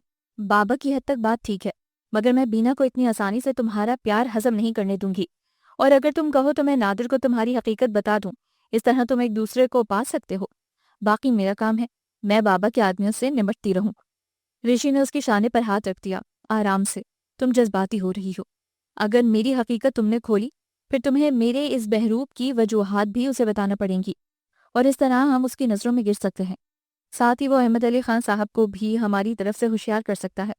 اس طرح جو یہ عزت و خوشی کے چند روز ہمیں کسی سہانے خواب کی طرح میسر ہیں، یہ بھی چھن جائیں گے، اور زندگی کے اس تپتے ریگستان میں پھر ہمارے پاس جینے کے لیے کوئی آس، کوئی خوشی کا تصور نہیں رہ جائے گا۔ مینا گل نے نم پلکوں سے بہن کی طرف دیکھا۔ تم ٹھیک کہتی ہو، ہم تو ہر طرف سے دلدل میں پھنسے ہیں، بلکہ وہی مثل صادق آتی ہے ہم پر، سمندر اور شیطان کے درمیان ہی کی طرح، ایک طرف سے بچتے ہیں تو دوسری طرف پھنستے ہیں۔ رشی اداس مسکراہٹ سے بولی، اس لیے میرے خیال میں بہتر یہی ہے کہ میں اس محبت کو چپکے سے اپنے سنگھار دان میں بند کر لوں، اور تنہائی میں کبھی کبھی اس سے لطف اندوز ہو لیا کروں۔ مینا گل نے اسے ساکت پلکوں سے دیکھتے ہوئے کہا، میرے خیال میں تمہیں ایک آدھ بار نادر سے مل لینا چاہیے، کم از کم ایک ہی نظر میں اس قلبی واردات کی وجہ تو پوچھو۔ پھر بینا خاں کو بھی میں آئینہ دکھانا چاہتی ہوں، ورنہ تمہاری خاموشی نادر کو مایوس کر کے واپس بھی لوٹا سکتی ہے۔ رشی سپاٹ ہنسی سے بولی، اچھا ہے، ویسے بھی اسے ایک روز واپس تو لوٹنا ہی ہے، اور جہاں تک بینا کا سوال ہے تو میں چاہتی ہوں کہ تم کم از کم اس کی طرف سے اپنا دل یہ سوچ کر ہی صاف کر لو کہ وہ ہمارے محسن کی بیٹی ہے۔ مینا نے اس کی آنکھوں میں آنکھیں ڈال کر دیکھتے ہوئے کہا، ایک شرط پر، میں بینا خان کی طرف سے دل صاف کر سکتی ہوں، اور وہ ہے تمہاری شاہ نادر سے صرف ایک ملاقات۔ رشی نے تذبذب کے عالم میں جواب دیا، یہ کیسے ممکن ہے؟ مینا گل مسکرائی، یہ اسی طرح ممکن ہے جیسے اس کی ذاتی تحریر تمہارے ہاتھوں میں پہنچی۔ رشی نے سادگی سے جواب دیا، یہ ڈاک سے خط آیا تھا جو مجھے ہیلن دے گئی ہے، کیونکہ لفافے کے اوپر میرا نام پتہ درج تھا۔ مینا ہنس پڑی، ہاں، ورنہ وفادار ملازمہ اپنی خاتون اول یعنی مس بینا خان کے سپرد اسے کر دیتی اگر بھیجنے والے کا نام بھی اوپر لکھا ہوتا۔ رشی نے آہستہ سے کہا، شک اچھی بات نہیں ہے، اور جو ہوا نہیں ہے اس کا تذکرہ کیا کرنا؟ مینا گل نے سستی سے انگڑائی لی، اچھا بس یہ طے ہے کہ تم شاہ نادر سے ایک ملاقات ضرور کرو گی، اور اتنا مجھے یقین ہے کہ یہ ملاقات جلد ہوگی۔ رشی صرف مسکرا کر رہ گئی۔ اتنے میں یمنا ان لوگوں کو شام کی چائے پینے کے لیے بلانے آ گئی، اور وہ دونوں اس کے ساتھ لان کی طرف چلی آئیں، جہاں گھر کے تمام افراد اور گیتی، رحمہ وغیرہ کے کچھ دوست پہلے ہی موجود تھے۔ وہ دونوں لڑکیاں تم لوگوں کو جل دے کر کہاں نکل گئیں؟ باس کی گرجدار آواز پر راجن نے گھگیا کر جواب دیا، سر، میں تو سائی کی طرح ان کے پیچھے لگا تھا، مگر ان دونوں نے پیرس سے مجھے ایسا ڈاج دیا کہ سمجھ میں نہیں آتا کہ انہیں زمین نگل گئی کہ آسمان، اسی لیے آپ کے پاس واپس لوٹ آیا کہ جو اگلا حکم ہو۔ باس نے دانت پیسے، تمہارے لیے تو اگلا حکم موت ہے۔ اس کے ساتھ ہی اس خوفناک صورت کے آدمی نے تالی بجائی اور دو جلاد نما گنجے راجن کے چیخنے چلانے کی پرواہ کیے بغیر اسے اٹھا کر ہمیشہ کی نیند سلانے لے گئے۔ اور باس ٹہل ٹہل کر مینا گل اور رشی گل کی گمشدگی اور ان تک پہنچنے کے بارے میں سوچنے لگا۔ عاشق جان نے باس کی طرف دیکھا۔ میرے خیال میں آپ کو فکر نہیں کرنا چاہیے، وہ جہاں بھی ہوں گی تھوڑی تفریح کر کے واپس آپ کے پاس ہی لوٹیں گی، آخر آپ پشمینہ گل کے باپ ہیں۔ باس نے قہقہا لگایا، میں کسی کا باپ نہیں۔ وہ دونوں پھر رکتے ہوئے بولا، آج یہ راز تم لوگوں کو بتا دوں، وہ دونوں لڑکیاں میرے ایک بھائی کی اولادیں ہیں جس نے خاندان سے بغاوت کر کے باہی کی عورت سے شادی کی، اور میں نے ایک دفعہ ان کی تصویریں بہت برس پہلے والدین کے البم میں دیکھ کر ان کے فوٹو بنوا لیے تھے، پھر نیگیٹو سے پازیٹو بنوا کر انگلینڈ اپنے آدمی کو بھیج دیا، اور اس کے ذریعے دونوں بڑی لڑکیوں کو اٹھوا کر اپنے پاس بلوا لیا اور کسی کو کانوں کان خبر نہ ہوئی۔ اس کے بعد دونوں لڑکیوں سے ان کے نام پوچھے کیونکہ تصاویر کے پیچھے کوئی نام درج نہیں تھے، پھر ان لڑکیوں کو جو بالترتیب 6 اور 5 برس کی تھیں بجلی کے ذہنی اور جسمانی جھٹکے دیے کہ وہ اپنے ماضی کو یکسر بھول بیٹھیں۔ ہاں، جب مار پٹائی کے دوران ایک لڑکی نے اپنے نام بتائے تھے تو ان کی بنیاد پر میں نے بھائی کی عورت کی جہیز میں لائی اولاد وینا کو تو چور سمگلر بنا لیا اور رجا کو نن بنا دیا، یعنی دونوں کی صورتیں اس طرح بدل ڈالیں کہ ایک اپنے مذہب کو کھو بیٹھی اور دوسری کرائم کی دنیا میں پہنچ گئی کہ والدین کو ملی بھی تو وہ اس کی موت کو بہتر سمجھیں گے، اور اس طرح میں نے اپنا انتقام لے لیا۔ اس ناخلف بھائی کے ساتھ ہی لڑکیوں کو اس دھوکے میں رکھا کہ وہ آپس میں سگی بہنیں نہیں بلکہ ان کے نام تبدیل کر کے پشمینہ گل اور ریشم گل رکھتی ہے۔ انگریز عورت کی پہلی شوہر کی اولاد ہے، اس لیے اس انگریز کا انجام میں نے یہی مناسب سمجھا اور اپنے بھائی کی اولاد کو اپنی ظاہر کیے رکھا۔ حنیف نے حیرانی سے کہا، مگر باس یہ کیسے معلوم ہوا آپ کو کہ وینا کون سی ہے اور رجا کون ہے؟ دونوں میں سے؟ شیر گل خان نے پھر اپنا مخصوص قہقہا لگایا۔ جب میں ان دونوں لڑکیوں بلکہ بچیوں کی یادداشت ختم کروا رہا تھا کہ ڈاکٹر نے ان دونوں کو ڈرا دھمکا کر نام بتانے کو کہا، جس پر پشمینہ گل چلائی۔ وینا اور ریشم گل خوف سے بے ہوش ہو گئی تو بات صاف ظاہر ہو گئی کہ وینا جو ہے وہ پشمینہ ہے اور ریشم رجا ہے۔ رامے نے سوال کیا، باس یہ سب اہم اطلاعات ہم لوگوں کو بتانے کا مقصد؟ شیر گل خان ہنسا، شاباش، تمہاری یہی بات مجھے پسند ہے، بات کی تہ تک پہنچنا چاہتے ہو تو سنو تم سب غور سے۔ لڑکیاں جب تلاش کرنے نکلو اور یہ دیکھو کہ وہ کسی اچھی جگہ پر عیش کر رہی ہیں تو جیسا موقع ہو اس کے لحاظ سے ان کو قابو میں کرنے کے لیے یہ سب بتا کر کہہ دینا کہ میں ان لوگوں کا باپ نہیں ہوں، اس لیے سیدھے طریقے سے واپس چلی چلیں اور اپنی سزا بھگتیں، اور جو وہ اپنے باپ کے پاس لوٹنے کی دھمکی دیں یہ سب جان کر تو بتا دینا کہ ایسی حماقت بھی نہ کریں، ورنہ ان کا باپ جہاں کہیں ہوا پولیس بھیج کر اسے بھی اس بڑھاپے میں سر عام بے عزت کروا کر جیل میں سڑواؤں گا، اور اس کے باقی بیوی بچوں کا بھی جینا حرام کر دوں گا۔ سب نے اس بات میں سر ہلایا۔ شیر گل خان دھاڑا، جاؤ اب ان کمبختوں کو ڈھونڈ کر لاؤ، میں پہلے ہی ان کی وجہ سے بہت دربدر ہوا ہوں، گھر چھوڑا، وطن چھوڑا، رشتہ دار چھوڑے، اب اتنی آسانی سے ان سونے کی چڑیوں کو اڑنے نہیں دوں گا، ایک ایک کی قیمت کھری کیے بیٹھا ہوں۔ سب قہقہے لگانے لگے اور شیر گل خان نے صفاقی سے اپنی بھتیجیوں کو مغلیاز سے نوازنا شروع کر دیا۔ وہ شام بہت دل فریب تھی۔ شاہ نادر موقع پا کر اس باغ میں جا پہنچا جہاں رشی دریا کنارے سر شام تنہا ٹہلا کرتی تھی۔ اس وقت رشی ایک پھولوں کی خوش رنگ پھلواری کے قریب بیٹھی اپنی نازک انگلیوں سے گھاس مسلتی عجیب بےکلی سے محسوس کر رہی تھی کہ کسی نے اس کی پشت کے پیچھے گھنے درخت سے ٹیک لگاتے ہوئے اپنے دلکش لہجے میں کچھ کہا تو وہ کانپ اٹھی۔ اوہ نادر! مگر نادر شاہ اور اسی طرح درخت سے ٹیک لگائے صاف دلکش لہجے میں کہہ اٹھا، وہ میری ہم سبق زمیں پر جو ایک آسمانی روح کی طرح سفر میں ہے، سفید پیرہن، گلے میں نقرئی صلیب، ہونٹ مستقل دعا، میں اسے ایسے دیکھتا تھا جیسے ذرہ آفتاب کی طرف نظر اٹھائے، پر یہ کل کی بات ہے۔ وہ میرے قریب آئی اور سادگی سے مسکرائی۔ پیار کس کو کہتے ہیں؟ میں لمحہ بھر کو گم رہ گیا، دماغ سوچنے لگا، یہ کتنی بد نصیب ہے جو چاہتوں کی لذتوں سے بے خبر ہے، اور اس سمے مجھے میری محبتیں تمام تر دکھوں کے ساتھ یاد آ گئیں، محبتوں کے دکھ عظیم دکھ۔ مجھے لگا کہ جیسے ذرہ آفتاب کے مقابلے میں بڑھ گیا۔ رشی اداس مسکراہٹ سے بولی، چلو اچھا ہوا، جو سوال میں کرنے جا رہی تھی تم سے اس کا جواب تم نے خود ہی دے دیا، اب مجھے تم سے کچھ نہیں کہنا۔ نادر اس کے راستے میں آ کھڑا ہوا۔ یہ کیسے ممکن ہے کہ جو معصوم روح محبتوں کی امین ہو وہ خود محبت سے خالی روح رکھتی ہو؟ رشی نے نہایت متانت سے جواب دیا، کسی نن کی روح محبت سے عاری تو نہیں ہوتی۔ ہاں، دنیا میں جو طالب مطلوب والی محبت ہوتی ہے اس سے پاک ہو چکی ہوتی ہے۔ نادر بحث پر اتر آیا، یہ کیسے ممکن ہے کہ کوئی انسان خود کو فطری جذبوں سے آزاد کر لے؟ رشی ہولے سے مسکرائی، ناممکن تو اس دنیا میں کچھ نہیں شاہ نادر، بس سچی لگن اور ہمت کی ضرورت ہوتی ہے۔ نادر نے اس کے قریب بیٹھتے ہوئے کہا، یہ میں بھی جانتا ہوں، جبھی تو آپ کے نن ہونے کے باوجود آپ سے اظہار الفت کر بیٹھا۔ معلوم نہیں کیا جادو کر دیا آپ نے مجھ پر، یا مقدس روحوں کے روپ میں ہم آسمانوں کی بلندیوں پر کبھی ایک دوسرے کے بہت قریب رہ چکے ہیں کہ اب جو آپ کو دیکھا تو نگاہوں سے دل تک سگنل گیا کہ اسے تو میرا ہمسفر ہونا چاہیے، اور میں آپ سے سب کچھ کہہ بیٹھا، یہ سوچ کر کہ بعد کی راہ ہم کسی طرح کچھ نکال ہی لیں گے۔ رشی نے اپنے گلنار چہرے پر جھلملاتے شبنم میں قطروں کو تو صاف کر لیا، مگر دل کی دھڑکن پر قابو نہ پا سکی۔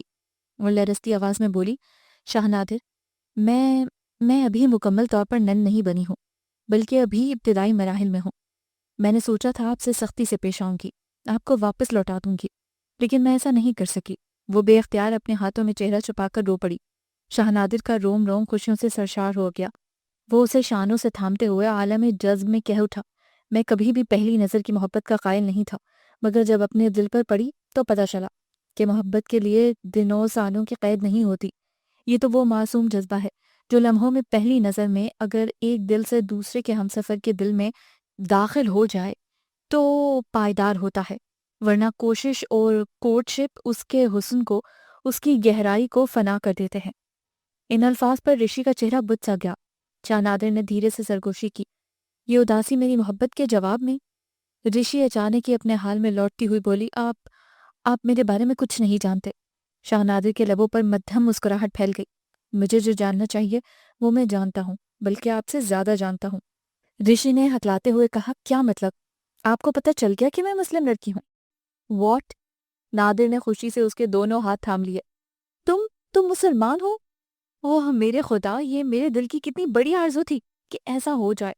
وہ بولتا چلا جا رہا تھا، مجھے دو مذاہب کے درمیان بٹے بچوں پر بڑا ترس آتا ہے، ان کی شخصیت مسخ ہو جاتی ہے۔ میں دنیا کے تمام مفتی اعظم سے فتویٰ لے چکا ہوں کہ مسلمان مرد تو اہل کتاب لڑکی سے شادی کر سکتے ہیں، کیونکہ گھر میں مرد کی پھر بھی برتری ہوتی ہے اور عورت ان کے رسم و رواج پر چلتی ہے، مگر مسلم عورت کسی حال میں بھی اہل کتاب مردوں سے شادی نہیں کر سکتی جب تک کہ وہ دین اسلام میں داخل نہ ہو جائے، تاکہ لڑکی کو اپنے مذہب سے دور ہونا نہ پڑے اور بچوں میں افراتفری نہ ہو کہ کوئی آدھا تیتر تو آدھا بٹیر ہے۔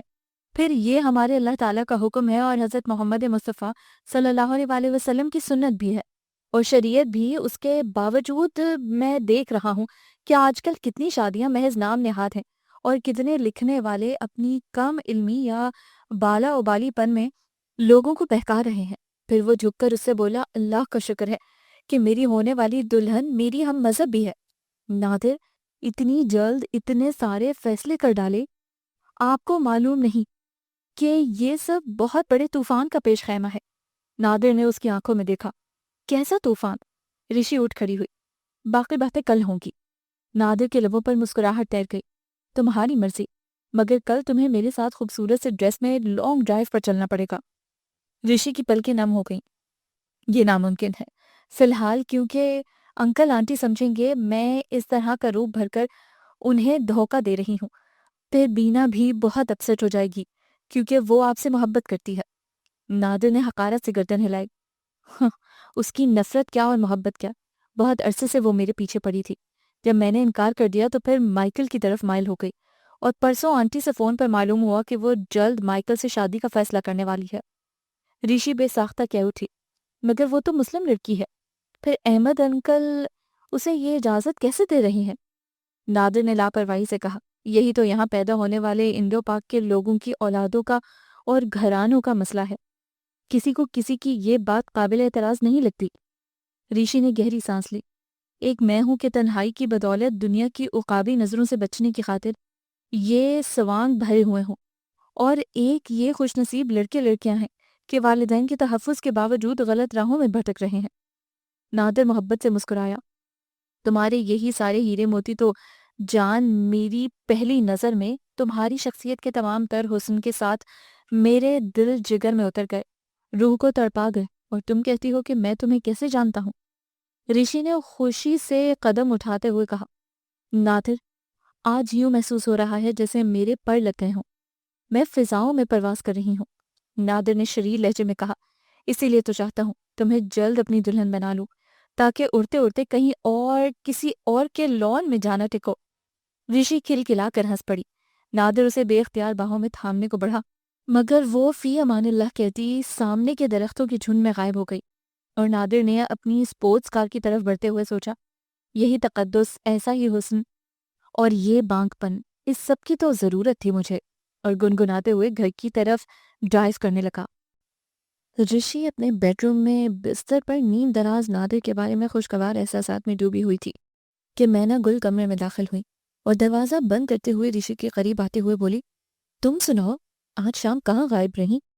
رشی اس کے چہرے پر برستی وحشت کو دیکھ کر سکتے میں رہ گئی۔ خیریت تو ہے، یہ تم اتنی پریشان کیوں نظر آ رہی ہو؟ مینا گل نے گھبرائی آواز میں کہا، معاملہ ہی کچھ ایسا ہے، تمہیں گھر میں سناٹا نظر نہیں آ رہا؟ رشی اٹھ کر بیٹھ گئی۔ ہاں وہ تو ہے، مگر یہ سب کیا ہوا؟ خیریت تو ہے نا؟ مینا گل کا چہرہ پھیکا پڑ گیا۔ خیریت؟ چلو میں تمہیں دکھاتی ہوں کہ خیریت کیسی ہے۔ رشی کا چہرہ بھی سفید پڑ گیا۔ کیوں، کیا ہوا؟ تم بات صاف صاف بتاؤ نا۔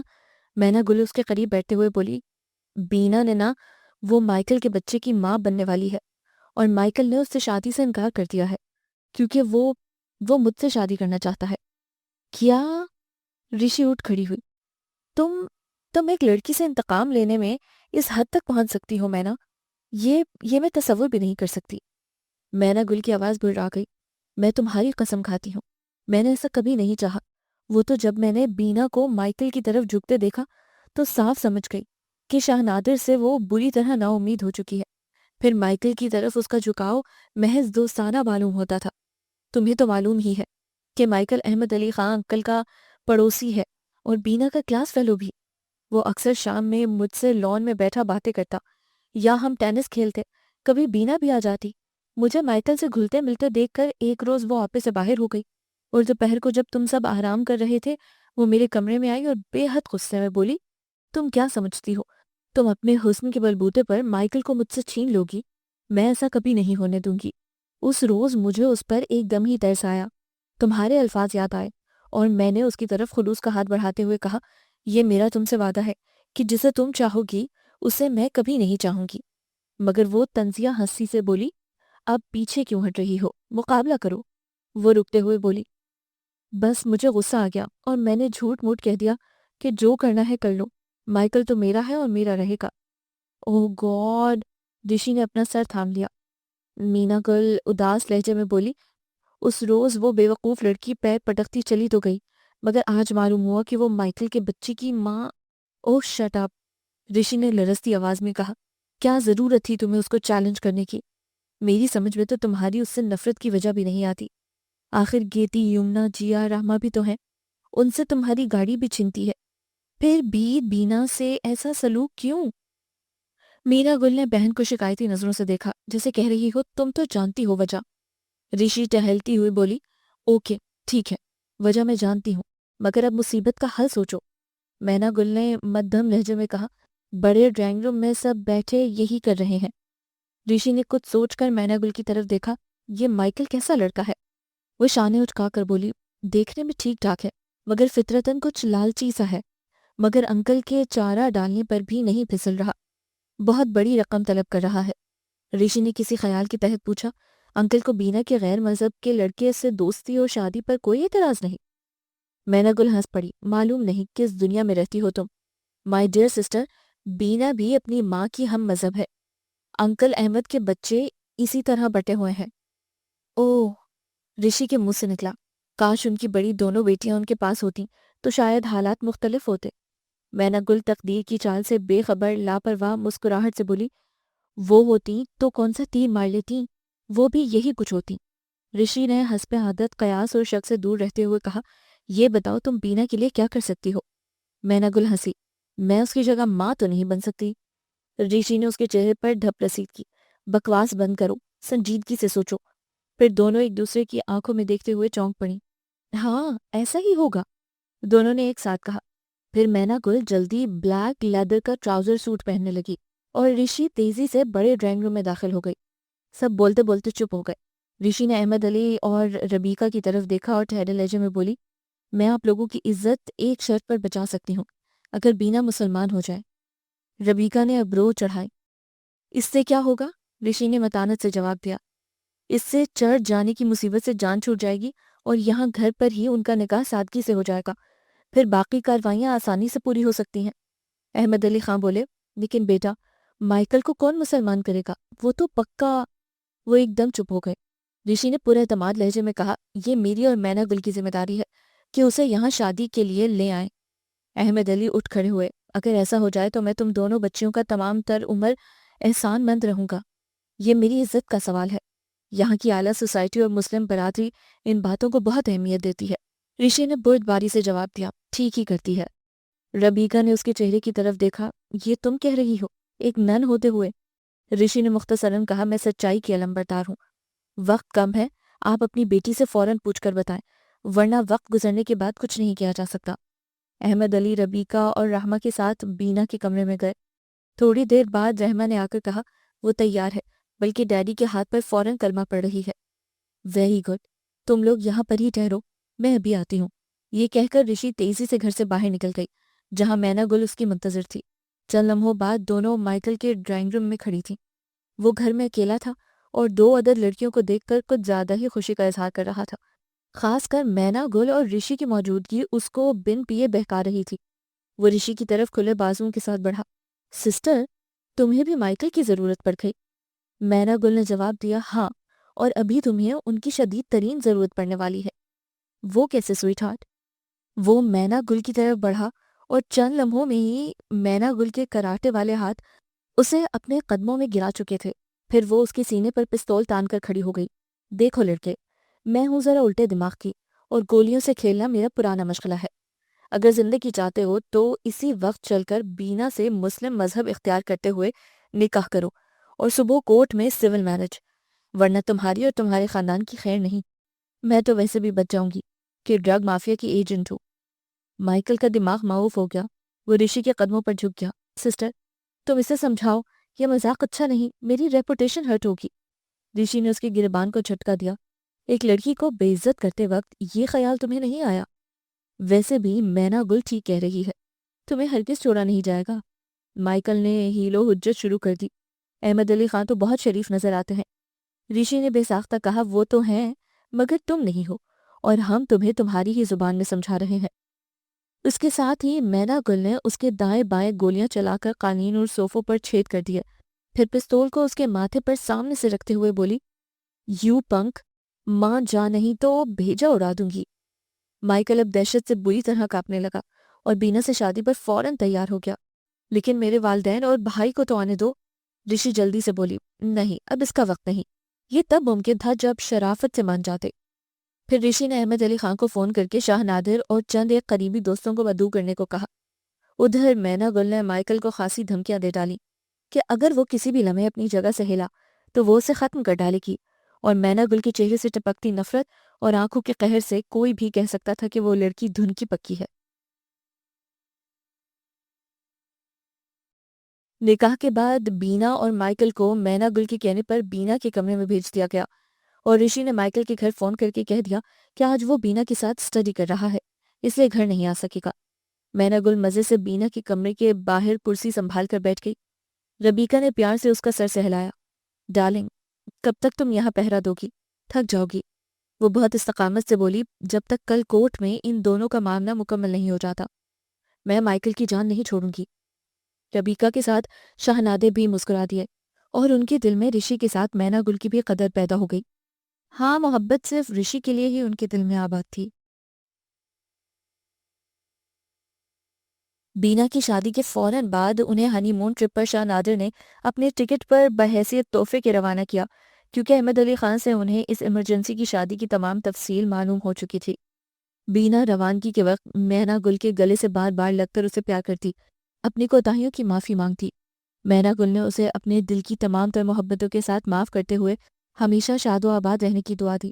اس کے علاوہ مائیکل کو بھی خاصی رقم تحفے کے طور پر دی گئی، جس کی بدولت وہ اتنا خوش تھا کہ اپنے گھر والوں کو بھی بہلا لیا۔ بینا اچھی لڑکی تھی، اس کا کوئی کزن شادی کرنا چاہتا تھا، اس لیے میں نے ایمرجنسی میں کر لی۔ انگلینڈ میں ایک بات مختلف ہے، اور وہاں دوسرے یورپین ممالک کی طرح والدین اولاد کے معاملے میں زیادہ دخل اندازی کو جرم سمجھتے ہیں، اس سے مائیکل کے گھر والے بھی خاموش رہے۔ ویسے بھی احمد علی خان کے خاندان کی بڑائی کے وہ بھی معترف تھے۔ ایک شام وہ سب لان میں بیٹھے چائے پی رہے تھے کہ احمد علی خان نے بڑے پیار سے کہا، ربیکا، میری ان دونوں بیٹیوں نے آ کر ہماری قرص قضا کے رنگ مکمل کیے ہیں نا؟ ربیکا بولی، بے شک، میں تو پہلی بار دینا اور رجا کو فراموش کر بیٹھی۔ وہ لوگ اسی طرح کی خوشگوار باتوں میں مصروف تھے کہ اچانک ہیلن گھبرائی ہوئی لان میں داخل ہوئی۔ احمد علی خان سے بولی، سر، باہر ایک بہت عجیب سا آدمی کھڑا ہے، کہتا ہے آپ سے ضروری بات کرنا ہے۔ نہ جانے کیوں رشی اور بینا کو محسوس ہوا جیسے اس شخص کا تعلق ان دونوں سے ہے۔ وہ ایک دوسرے کو سفید پڑتے چہرے سے دیکھنے لگیں۔ ان کی نازک ہتھیلیاں پسینے سے بھیگ رہی تھیں، مگر سب ہیلن کی طرف متوجہ تھے، اس لیے کسی نے نوٹس نہیں لیا۔ احمد علی خان کچھ سوچ کر اپنی جگہ سے اٹھے تو مینا گل بھی اٹھ کھڑی ہوئی۔ میرے خیال میں انکل، آپ اس سے ملنے باہر مت جائیں، بلکہ جیک سے کہیں کہ اسے یہاں پر ہی بلوا لیں، کیا معلوم اس کا تعلق مائیکل سے ہو۔ وہ رکتے ہوئے بولی، یہ مانا کہ بینا اور مائیکل ہوائی آئی لینڈ میں خوشگوار ہنی مون منا رہے ہیں، پھر بھی ہمیں ہوشیار رہنا چاہیے۔ ربیکا نے بھی مینا کا ساتھ دیا، ٹھیک کہہ رہی ہے، ہم باقی لڑکیوں کو اندر بھیج دیتے ہیں اور اس شخص سے ملتے ہیں۔ تبھی گیتی بول اٹھی، پپا، ممی، میں جانتی ہوں وہ شخص کون ہو سکتا ہے۔ رشی اور مینا نے چونک کر اس کی طرف دیکھا، باقی سب کی نگاہیں بھی اس پر مرکوز تھیں۔ وہ ہچکچاتے ہوئے بولی، میں ذہنی پسماندہ لوگوں کے ادارے میں پڑھاتی ہوں، شام میں تو یہ وہاں کا ایک اسٹوڈنٹ ہے اور مجھ سے شادی۔ خاموش ہو جاؤ، ربیکا چلائی، کیا تم سب لڑکیاں پاگل ہو گئی ہو؟ تم سب کا دماغ خراب ہو گیا ہے کہ الٹے سیدھے رستوں پر چلنے لگی ہو؟ یا یہ ہمارے پیار اور تمہیں دیے گئے گھریلو آرام و آسائش کا نتیجہ ہے کہ تم کو اچھے برے کی تمیز ہی نہیں رہی ہے؟ کیا دنیا میں جینے کی یہی انداز ہیں کہ کوئی کسی بدماش کے ساتھ بھاگی جا رہی ہے تو کوئی کسی پاگل کے ساتھ؟ احمد علی خان نے دکھ سے ربیکا کے شانے پر ہاتھ رکھا، بی ایزی، سب ٹھیک ہو جائے گا، پہلے ہمیں دیکھنے تو دو کہ آنے والا ہے کون۔ ربیکا نے ان کا ہاتھ جھٹکتے ہوئے لڑکیوں کو سمت دیکھا، باقی سب بھی ابھی بتا دو کہ کون کس کے ہاتھوں خود کو تباہ کر رہی ہے۔ گیتی رو پڑی، ماما، میں تو اس شخص کو صرف جینا سکھا رہی تھی، اپنے کورس کے لحاظ سے اسے پڑھا سکھا رہی تھی، مجھے کیا خبر تھی کہ وہ یہاں تک پہنچ جائے گا۔ رشی نے اس کی طرف دیکھا، مگر بغیر دیکھے یہ سب تم نے کیسے قیاس کر لیا کہ آنے والے کا تعلق تم سے ہے؟ گیتی اس کے قریب ہوتے ہوئے بولی، اس نے پرسوں کہا تھا کہ وہ کسی بھی وقت اور دن ہمارے گھر پہنچ جائے گا، اور وہ کچھ خوفناک سا بھی ہے۔ مینا گل آگے بڑھی، اسی لیے ڈر کر تم نے ہم سب سے یہ بات چھپائی، لیکن یہ نہیں سوچا کہ وہ گھر جائے گا تب کیا کرو گی؟ گیتی کے جواب دینے سے پہلے احمد علی خان نے تمام لڑکیوں کو اندر جانے کو کہا اور خود ربیکا، مینا گل اور رشی کے ساتھ ڈرائنگ روم میں جا کر نو وارد کا انتظار کرنے لگے۔ چند لمحوں میں پھر قیامت سی گزر گئی۔ کمرے میں داخل ہونے والا شخص کوئی دوسرا نہیں، شیر گل خان تھا۔ مینا گل نے ایک چیخ کے ساتھ جست لگائی اور کمرے سے باہر دوڑنے لگی، لیکن شیر گل خان نے اسے بازو سے تھام لیا۔ رشی سر جھکائے اپنی جگہ بیٹھ گئی۔ احمد علی خان اور ربیکا حیرت سے یہ تماشا دیکھ رہے تھے۔ پھر احمد علی خان تیزی سے آگے بڑھے اور بھائی جان، بھیا، شیر گل خان، آپ نے ہمیں معاف کر دیا، آپ ہمارے گھر آ گئے، کہتے ہوئے بھونچکاں سے کھڑے ہو گئے اور شیر گل خان کے گلے سے لپٹ گئے۔ شیر گل نے ایک نظر میں حالات کا جائزہ لیا اور پھر بھائی سے گلے مل کر یوں سسک اٹھے جیسے ان کی محبت میں کھنچ کر آئے ہوں۔ دونوں لڑکیاں سکتے کے عالم میں ایک دوسرے کو تھامے کھڑی یہ منظر دیکھ رہی تھیں۔ ان کے اوسان و گمان میں بھی نہیں تھا کہ شیر گل کا تعلق احمد علی خان سے ہو سکتا ہے۔ تھوڑی دیر میں جب جذبات کا ہیجان کم ہوا تو احمد علی خان نے بھائی کو محبت سے قریب بٹھاتے ہوئے کہا، آپ کو ہمارا پتہ کیسے معلوم ہوا؟ باقی گھر پر بابا جان، اماں جان وغیرہ کے کیا حال ہیں؟ ایک زمانہ بیت گیا، مجھے تو آپ سب سے بچھڑے ہوئے۔ شیر گل خان کی کچھ کہنے سے پہلے مینا گل بول اٹھی، انکل، یہ میرے بابا جان ہے۔ شیر گل خان نے خیکہ لگایا، انکل؟ بیٹی اپنے باپ کو انکل کہتی ہے؟ احمد علی خان اور ربیکا نے گھبرا کر شیر گل خان کی طرف دیکھا۔ بھائی صاحب، یہ آپ کیا کہہ رہے ہیں؟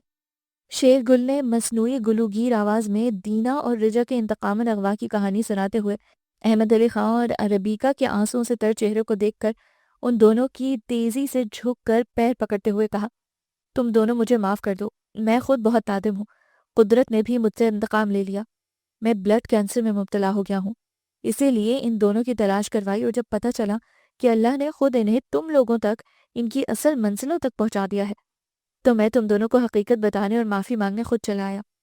مینا گل اور رشی بھی بری طرح آنسو بہا رہی تھی۔ رشی نے سسکیاں بھرتے ہوئے کہا، ہم کتنے بدنصیب ہیں، اپنے ہی گھر میں مہمان بن کر رہتے رہے۔ مینا گل بھی اس بات میں سر ہلاتی کچھ کہنے جا رہی تھی کہ ربیکہ بولی، تم دونوں میرے قریب آؤ، مجھے شک ہے شیر گل خان دینا اور رجا کی نشاندہی صحیح نہیں کر رہے۔ احمد علی خان جو بڑھ کر بیٹیوں کو سینے سے لگائے پیار کر رہے تھے، چونک کر بولے، کیا مطلب ہے تمہارا؟ یہ ہماری بیٹیاں نہیں ہیں۔ ربیکہ بولی، یہ بات نہیں، میرا خیال ہے کہ رشی رجا نہیں دینا ہے اور مینا گل رجا ہے۔ اس پر دونوں لڑکیوں کے ساتھ شیر گل لرز اٹھے۔ یہ کیسے ممکن ہے؟ جب دونوں کی برین واش کرنے سے پہلے میں نے ان کے نام پوچھے تھے تو رشی تو بے ہوش ہو چکی تھی اور مینا نے چیخ کر کہا دینا، اسی لیے میں نے انتقاماً اسے… وہ رک گئے، مگر ربیکہ خوشی سے چور آواز میں بولی، بھائی صاحب آپ نے میرا شک یقین میں بدل دیا۔ بچپن میں ایسا ہی ہوتا تھا، کسی غلط بات پر ڈر کر دینا بے ہوش ہو جاتی تھی اور رجا اس کا نام پکار کر چیخ اٹھتی تھی۔ شیر گل نے زیر لب کہا، اوہ، یہ میں نے کیا کر دیا؟ دینا کو نن اور رجا کو تباہ۔ وہ کہتے کہتے چپ ہو گئے۔ مینا گل یعنی رجا ماں کے گلے لگتے ہوئے آنسوؤں میں بھیگی آواز میں بولی، ماما، مجھے آپ کا پیار مل گیا، میرے لیے یہی بہت کافی ہے، اب مجھے زندگی سے کوئی شکایت نہیں۔ دینا بھی ماں کے گلے لگتے ہوئے اپنے سر پر سے ہیڈ اتارتے ہوئے مسکرائی۔ آج میں شیر گل خان صاحب کو بتانا چاہتی ہوں کہ میں بھی مینا یعنی رجا کی طرح مسلمان لڑکی ہوں، اور صرف دنیا سے خود کو محفوظ رکھنے کے خیال سے یہ سوانگ بھری ہوئی تھی۔ شیر گل کا چہرہ سرخ ہو گیا۔ ربیکہ نے اپنی دونوں بیٹیوں کو گلے سے لگا کر برسوں کی تشنگی مٹا ڈالی۔ باقی لڑکیاں بھی ڈرائنگ روم میں آ چکی تھیں اور اب دینا اور رجا کو سگی بہنوں کے روپ میں دیکھ کر زیادہ خوش تھیں اور کھلے دل سے ان کے گلے لگ رہی تھیں۔ احمد علی خان نے بیٹیوں کے مل جانے کی خوشی میں ایک بار پھر زبردست جشن کا انتظام کر ڈالا، جس میں بینا کی سالگرہ سے بھی زیادہ تعداد میں اعلیٰ سوسائٹی مدعو تھی، اور بینا بھی یہ خبر ملتے ہی مائیکل کے ساتھ واپس لوٹ آئی تھی۔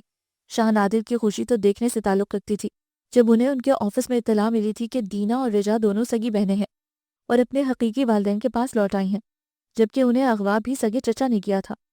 اسی لیے جشن کی شام رشی اور دینا کو وہ پہلی بار کھلے سر کے ساتھ آسمانی کلر کی میکسی میں دیکھ کر ششدر سے رہ گئے۔ رشی اپنے سنہری زلفوں کے حالے میں چہرے پر متین سی مسکراہٹ سجائے، آنکھوں کی نیلی جھلیوں میں انتظار اور پیار کے گلابی کمل کھلائے آکاش کی اپسراؤں کو مات کر رہی تھی۔ شاہ نادر اس کی طرف والہانہ انداز میں بڑھتے چلے گئے۔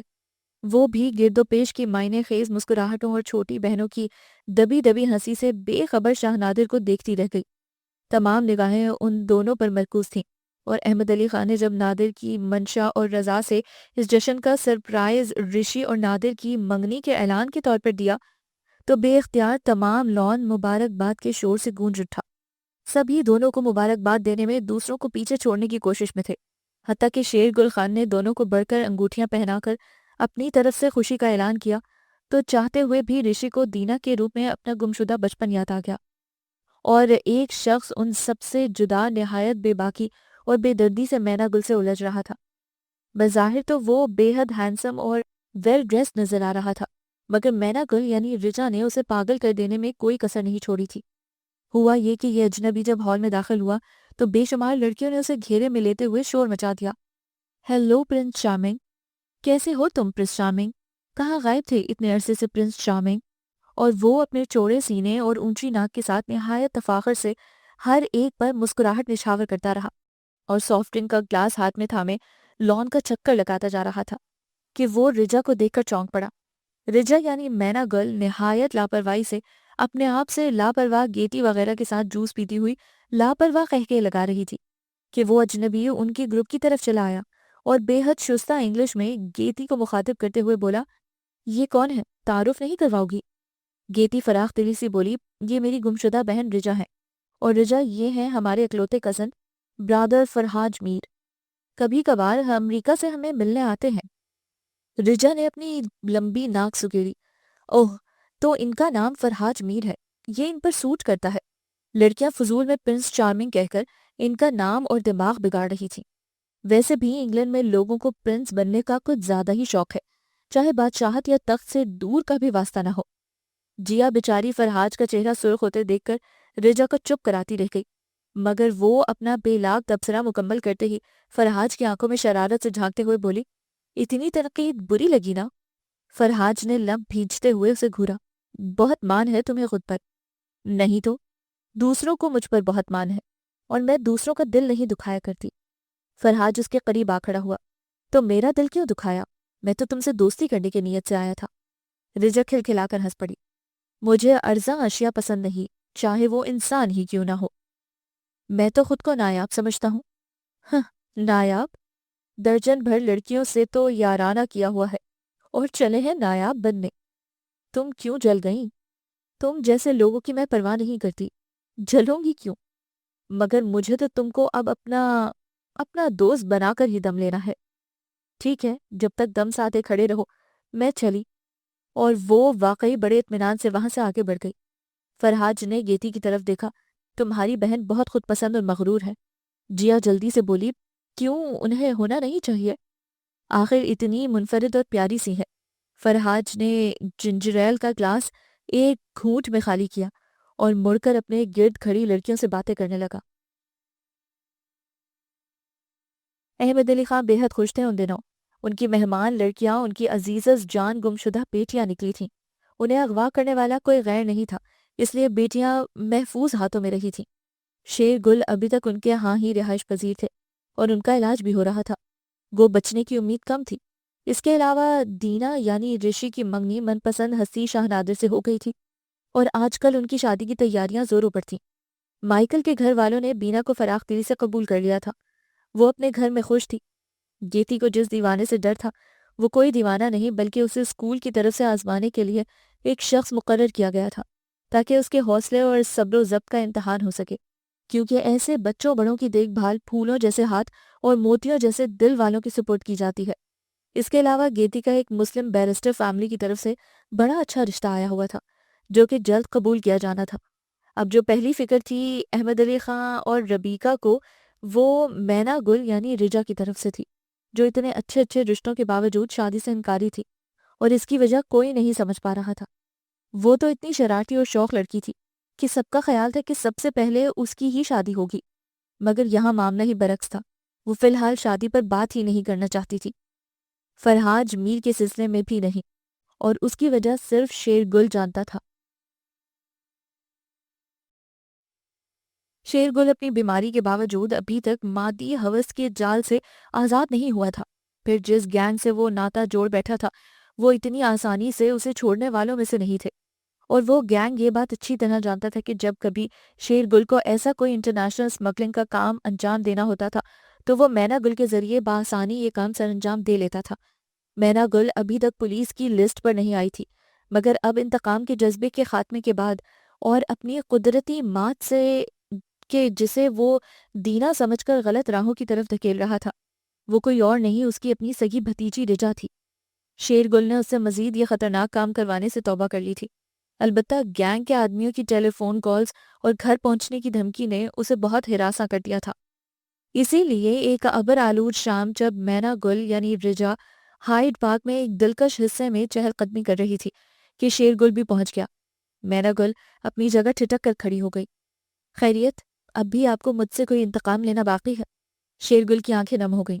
مجھے معاف کر دے میری بچی، میں نے تیرے لیے تو یہ سب نہیں سوچا تھا، مگر قدرت نے مجھ سے بہت بڑا انتقام لے لیا، اور میں ڈرتا ہوں کہ میرے بوئے پہ کانٹے کہیں میرے بھائی اور تیرے باپ احمد علی خان کے دامن کو نہ خاردار کر دیں۔ رجا کانپ اٹھی، کیا مطلب ہے آپ کا؟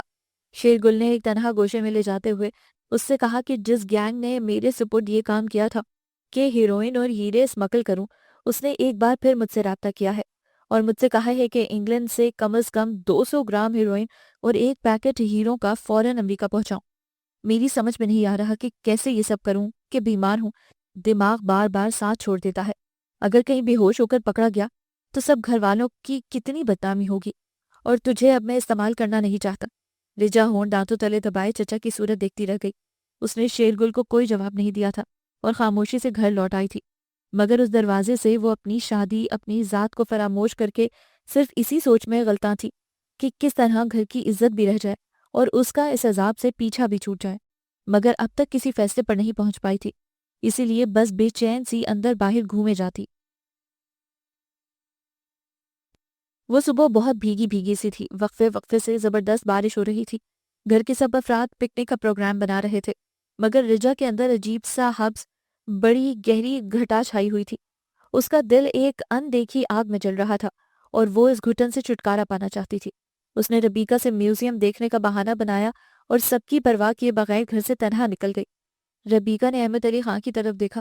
مجھے رجا کچھ پریشان نظر آتی ہے، کئی روز سے میں اسے راتوں کو ٹہلتے دیکھتی ہوں، کبھی چھپ کر روتی بھی ہے، گھر والوں میں بھی پہلے کی طرح دلچسپی نہیں لیتی، خود سے بھی لا تعلق رہتی ہے، ذرا معلوم کریں وہ خیریت سے تو ہے؟ شیرگل نے جلدی سے کہا۔ دراصل یہ بچی مجھ سے بہت قریب رہی ہے، مجھے اپنا باپ سمجھتی ہے، اسی وجہ سے میری بیماری سے پریشان ہے، اس کا جی کسی شے میں نہیں لگتا۔ دینا نے گلدان میں پھول سجاتے ہوئے کہا۔ پہلے تو وہ اپنی ہر پریشانی مجھ سے کہہ دیتی تھی، مگر اب پتہ نہیں کیوں مجھ سے بھی دور رہتی ہے۔ شیرگل نے مدھم مسکراہٹ سے کہا۔ پہلے تم اور وہ ایک کشتی کے مسافر تھے، اب تمہیں سائباں مل گیا ہے۔ اس نے بے اختیار شاہ نادر کی طرف دیکھا۔ اور وہ ابھی تلاش کی منزلوں میں ہے، تو کچھ تو دوری پیدا ہونا لازمی ہے۔ سب خاموش ہو گئے۔ اچانک فرحاج میر ان سب کے قریب آتے ہوئے ربیکا سے مخاطب ہوا۔ آنٹی، رجا کہاں چلی گئی؟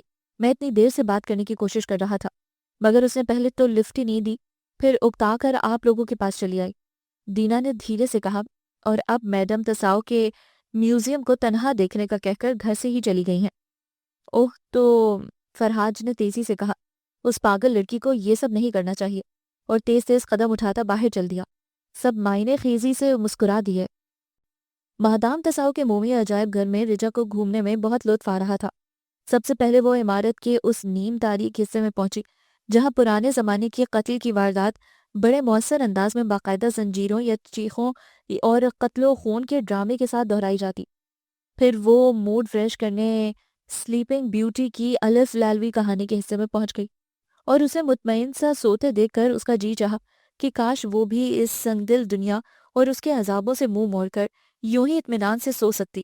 مگر تبھی گھوڑے کی ٹاپوں کے ساتھ اطراف کی جھاڑیوں سے شہزادہ برآمد ہوا اور چوم کر اپنی شہزادی کو بیدار کر کے گھوڑے پر واپس لے اڑا۔ لوگوں نے خوشی سے تالیاں بجائیں تو وہ چونک اٹھی، اور اچانک ہی فرحاج کا پیکر اس کی نگاہوں میں گھوم گیا، مگر ساتھ ہی شیرگل کا چہرہ اور الفاظ اس کی پلکیں نم ہو گئیں۔ وہ خاموشی سے وہاں سے نکل آئی اور مجسموں کے حصے میں آ گئی۔ اسے ان کھلے ذہن کے انگریزوں کی ذہنیت پر بڑا دکھ ہوا، جنہوں نے ہندوستان کے مشہور اور ہر قسم کے لیڈروں مفکروں کے مومی مجسمے رکھے ہوئے تھے، مگر پاکستان سے قائد اعظم علامہ اقبال، لیاقت علی خان کا خیال یا تصور شاید ان کے بس کی بات نہیں تھی۔ وہ بے دلی سے انہیں حقیقت سے قریب مومی مجسموں کو دیکھتے ہوئے پرنس چارلز اور ڈائنا کے مجسموں کے قریب رک گئی اور بے ساختہ کہہ اٹھی، بد نصیب جوڑا زندگی کے تمام عیش و آرام پانے کے باوجود سچی خوشی اور سکون سے ناآشنا ہے۔ کتنا مفلس ہے انسان، اور بے بس بھی، قدرت کے سامنے کہ اشرف المخلوقات ہونے کے باوجود خاک کے سوا کچھ بھی نہیں۔ پھر غرور کیسا؟ ہاں، پھر غرور کیسا؟ قریب کھڑے مجسمے کی حیت سے چھپے آدھے چہرے کے لب پھلے تو اس کا دل کانپ اٹھا۔ اس جگہ وہ تنہا کھڑی تھی، اس کو محسوس ہوا جیسے یہ اس کا وہم ہو، لیکن پھر سرگوشی ابھری۔ جس کو پیار کی چاہ ہو وہ تنہائی سے خوفزدہ نہیں ہوتا، نہ ہی بے سکون اور ناخوش ہوتا ہے۔ اب تو رجا کا بوجھل ذہن دکھنے لگا، اس نے ایک چیخ ماری اور بھاگنے لگی، مگر اسی ہیٹ والے مجسمے نے جھک کر اس کی کلائی تھام لی۔ وہ خوفزدہ سی پلٹی اور اگلے لمحے فرحاج کو سامنے کھڑے دیکھ کر پہلی بار اس کی آنکھوں سے آنسو ٹپ ٹپ ٹپ ٹپ گرنے لگے۔ فرحاج نے ان شفاف موتیوں کو اپنی سفید ہتھیلی پر روک لیا اور لبوں سے لگاتے ہوئے بولا، تمہارے آنسو تو اتنے میٹھے ہیں، نمکین بھی نہیں، پھر زبان میں اتنی کڑواہٹ کیوں ہے؟ رجا نے اپنی کلائی چھڑانا چاہی۔ تم سے یہاں کس نے آنے کو کہا تھا؟ فرحاج مسکرایا۔ مجھے نہیں معلوم تھا یہ مومی میوزیم تمہاری پھپھی خالہ کا ہے، ورنہ کبھی نہیں آتا۔ رجا نے ہنسی روکتے ہوئے اسے جھڑکا، بکو مت، اور یہ ہاتھ چھوڑو۔ سوال ہی پیدا نہیں ہوتا۔ کیوں نہیں ہوتا؟ تم تو پرنس چارمنگ ہو، بہت خوبصورت ہاتھ تھامنے کو مل جائیں گے۔ درست، اور تمہیں ارزاں یعنی عام چیزیں پسند نہیں۔ کہو تو یہاں سے کوئی مجسمہ سقراط بقراط سے بھی پہلے کا تمہارے لیے لے چلوں؟ بالکل بھی عرضہ نہیں ہوگا، ورنہ تو ان شہزادوں کی اتنی گرل فرینڈس تھیں کہ یہ تمہیں قطعی پسند نہیں آئیں گے۔ رجا کھلکھلا کر ہنس پڑی۔ یہ ہوئی نا بات، اتنی پیاری لڑکی اور خوبصورت ہنسی کے لیے اتنی کنجوس۔ وہ اس کی شرم سے جھکی، گلابی آنکھوں میں دیکھتے ہوئے بولا، میرا بس چلے تو تمہیں اتنا گدگداؤں کہ ہر وقت ہنستی رہو۔ وہ سر جھٹک کر بولی، بس ہاتھ مت لگانا ورنہ۔ وہ شرارت سے گانے لگا، جو کوئی ہم کو دیکھے دیکھے سنبھل سنبھل کے، ہم موم کے بنے ہیں رہ جائیں گے پگھل پگھل کے۔ ہرگز نہیں، میں فولاد کی بنی ہوں، خاصے لوگوں کے چہروں پر نقشے بنا چکی ہوں۔ وہ اسے ساتھ لیے میوزیم سے باہر آتے ہوئے بولا، میں نے بھی کچی گولیاں نہیں کھیلی ہیں، امریکن ایف بی آئی کا اہم رکن ہوں۔ اور رجا کی ہنسی لبوں پر منجمد ہو گئی اور وہ اپنی جگہ رک کر اسے کربناک خالی نظروں سے دیکھنے لگی۔ کیا ہوا؟ وہ اس کو سفید پڑتے دیکھ کر قریب چلا آیا۔ وہ چونک اٹھی۔ کچھ نہیں، کچھ بھی نہیں، بس ایسے ہی طبیعت خراب ہونے لگی تھی۔ چلو ریسٹورانٹ میں چل کر کچھ کھا پی لیں، فریش ہو جاؤ گی۔ اور دونوں ایک ساتھ قدم اٹھاتے کولون میں داخل ہو گئے۔ اس وقت رات کے 3 بجے تھے جب فون کی گھنٹی کی مسلسل ٹرن ٹرن ٹر ٹر ٹرن ٹرن کی تیز آواز پر فرحاد نے تیزی سے ہاتھ بڑھا کر فون اٹھایا تو دوسری طرف سے رجا کی آواز ابھری۔ سو رہے تھے؟ نہیں، تنہائی میں دیوانوں سے عشق کر رہا تھا۔ بے وقوف لڑکی، اس وقت فون کرنے کی وجہ؟ میں تم سے کچھ پوچھنا چاہتی ہوں۔ 1000 بار تمہارے بن پوچھے بتا چکا ہوں کہ تم سے پیار کرتا ہوں، تمہیں قید کرنا چاہتا ہوں۔ سناٹا چھا گیا۔ وہ اسپیکر قریب کر کے ہنسا۔ کیا ہوا جانے من، بے ہوش تو نہیں ہو گئی مارے خوف کے؟ یہ بتاؤ مجھ سے کتنی جلد شادی کر سکتے ہو؟ وہ اٹھ کر بیٹھ گیا۔ پاگل لڑکی، جب کسی کو ہماری شادی پر اعتراض نہیں تو تمہیں کیوں اتنی گھبراہٹ ہے؟ تمام انتظامات تو مکمل ہونے دو۔ وہ سپاٹ آواز میں بولی، میں کچھ نہیں جانتی، میں تمہیں صرف 2 دن دیتی ہوں۔ گھر والوں کو بس کسی بھی طرح تیار کر لو اور جلدی سے 4 دن کے اندر مجھ سے شادی کر کے اپنے تمام پیار مجھے دے دو تاکہ پھر مجھے کسی بات کی فکر نہ رہے۔ رجا، کیا ہوا؟ کیسی فکر؟ خیریت تو ہے؟ ہاں، سب خیریت ہے، بس مجھے شادی کی جلدی ہے، ابھی فوراً۔ کیا خبر کل میرا ذہن تبدیل ہو جائے؟ اے لڑکی، ہوش میں رہنا، میں بھی ایف بی آئی کا بندہ ہوں، منٹوں میں ذہن کو اس کی جگہ پر لے آتا ہوں۔ اچھا، مگر دل کے جذبے تبدیل ہو جائیں تو کیا کرو گے؟ دیکھو رجا، میں نے زندگی میں جس لڑکی کو خود سے بڑھ کر چاہا ہے وہ تم ہو۔ اگر تم نے کوئی گڑبڑ کی تو سچ کہتا ہوں، خود کو بھی ختم کر دوں گا اور تمہیں بھی جان سے مار ڈالوں گا۔ میری رگوں میں بھی پٹھان باپ کا خون ہے، انگریز صرف ماں تھی۔ رجا نے غصے سے ریسیور پٹخ دیا۔ فرحاد نے فوراً فون ملایا مگر فون انگیج ملتا رہا۔ وہ کچھ دیر سوچتا رہا، پھر تیزی سے اٹھا، لباس تبدیل کیا اور رین کوٹ پہن کر شدید سردی کے باوجود رجا کے گھر کی طرف اپنی کار لے اڑا۔ رجا نے شیر گل سے تمام سمگلنگ کا سامان لے کر رکھ لیا تھا اور اس کے جانے کے دن قریب تھے۔ صرف اسی لیے وہ فرحاد کو شادی پر تیار کرنا چاہتی تھی کیونکہ اس کا گھر واپسی کا کوئی ارادہ نہیں تھا۔ وہ برسوں سے دکھ اٹھاتے اپنے والدین کو مزید دکھی اور بدنام نہیں کرنا چاہتی تھی، اس لیے اپنی واحد آرزو پوری کر کے چپکے سے فرار ہونا چاہتی تھی تاکہ شیر گل کے آدمیوں کو مطلوبہ اشیاء پہنچا کر خود کو چپکے سے پولیس کے حوالے کر کے کسی جیل میں بند ہو جائے یا پھر خود کو موت کے حوالے کر دے۔ مگر اس سے پہلے وہ فرحاد کے پیار کی حسین یادوں کو زیادہ راہ کے طور پر ساتھ لے جانا چاہتی تھی۔ مگر جب یہ نہ ہو سکا تو پھر اس نے اسی رات خاموشی سے گھر سے اپنے مشن پر نکلنے کی ٹھان لی اور جواب دہی کا کام شیر گل کے سپرد کر دیا۔ ایک تو آدھی رات کا خوفناک سناٹا، اوپر سے تیز بارش میں سائیں سائیں کرتے لق و دق درختوں کی آوازیں، تو کبھی سیٹیاں بجاتے پتوں میں سے کسی چمگادڑ کی چیخ، ویران سڑک پر سوٹ کیس تھامے لیدر سوٹ میں ملبوس تیز تیز قدم اٹھاتی رجا کو تیز ٹھنڈ میں بھی پسینہ پسینہ کر رہے تھے۔ اچانک سامنے سے آتی کار کی فلیش لائٹ اس کے چہرے پر اتنے بھرپور انداز میں پڑی کہ وہ گھبرا گئی اور بارش سے گیلی سڑک پر پھسل گئی۔ کار نے فوراً بریک لگائے اور رجا نے رکتی سانسوں سے دیکھا کہ فرحاد تیزی سے اتر کر اس کے قریب آیا اور پھر وہ بے ہوش ہو گئی۔ فرحاد کچھ دیر سوچتا رہا، پھر رات گئے اس کے گھر سے فرار ہونے کی وجہ جاننے کی خاطر اسے چپکے سے اپنے فلیٹ پر لے آیا۔ رجا کو جب ہوش آیا تو وہ آرام دہ نرم نرم بیڈ پر تھی، جسم ہلکا ہلکا پرکیف سا گرم ہو رہا تھا اور فرحاد سامنے صوفے پر نیم دراز سامنے رکھی سینٹرل ٹیبل پر پیر رکھے اسے دیکھ رہا تھا۔ رجا گھبرا کر اٹھ بیٹھی، پھر تصور میں اپنی بے ہوشی کو یاد کرتے ہوئے گھبرا کر اپنے کپڑے دیکھنے لگی، جو وہی تھے مگر ڈھیلے کر دیے تھے تاکہ وہ سانس آسانی سے لے سکے۔ وہ گھبرا کر بولی، مجھے یہاں تم نے لٹایا فرحاج؟ وہ محظوظ مسکراہٹ سے بولا، نہیں، کتے پکڑنے والی گاڑی سڑک پر سے اٹھا کر چھوڑ گئی تھی۔ تم نے میرے کپڑے ڈھیلے کیے ہیں؟ جی نہیں، گھر سے آپ کی والدہ محترمہ کو بلوایا تھا۔ اوہ، یہ تمہارا اپارٹمنٹ ہے؟ جی نہیں، پولیس لاک اپ ہے، جس میں آپ کو اس وقت ہونا چاہیے۔ وہ اچھل کر سیدھی ہو کر بیٹھی اور سفید پڑتے چہرے سے بولی، تم نے میرے سامان کی تلاشی لی ہے؟ ہاں لی ہے، اور بہت افسوس ہوا کہ تم ہیروئن کی عادی ہو۔ جب بھی گھر سے آدھی رات کو بھاگ رہی تھی اور مجھ سے فون پر بہکی بہکی باتیں کر رہی تھی۔ کیا کیا شادی جلدی سے سادگی میں کرنا غلط بات ہے؟ ہاں، جب لڑکی چرسی ہو تو۔ میں چرسی نہیں ہوں، سمجھے تم؟ وہ تلملا کر اس کو تکیہ گھسیٹ کر مارتی ہوئی بولی، تو کیا اسمگلنگ کے ارادے تھے؟ رجا نے چونک کر فرحاج کے چہرے کی طرف دیکھا، جہاں شریر مسکراہٹ کے ساتھ سنجیدگی کے سائے لہراتے صاف نظر آ رہے تھے۔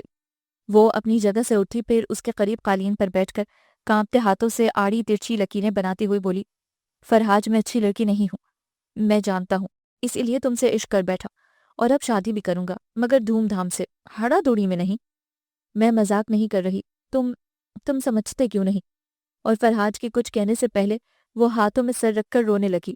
فرحاج نے جھک کر اسے اٹھایا، بڑے پیار سے اپنے سامنے بٹھایا اور دونوں ہاتھ سے اس کے نرم گداز ہاتھوں کی ٹھنڈی لرزتی انگلیاں دباتے ہوئے بولا، سویٹ گرل، مجھے بتاؤ کس پریشانی میں تم گرفتار ہو، اس یقین کے ساتھ کہ میں تنگ نظر یا کم ظرف نہیں۔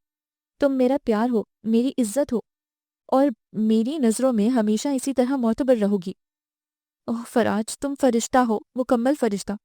ہرگز نہیں، میں انسان ہی ٹھیک ہوں، فرشتہ بن گیا تو تم سے شادی کون کرے گا؟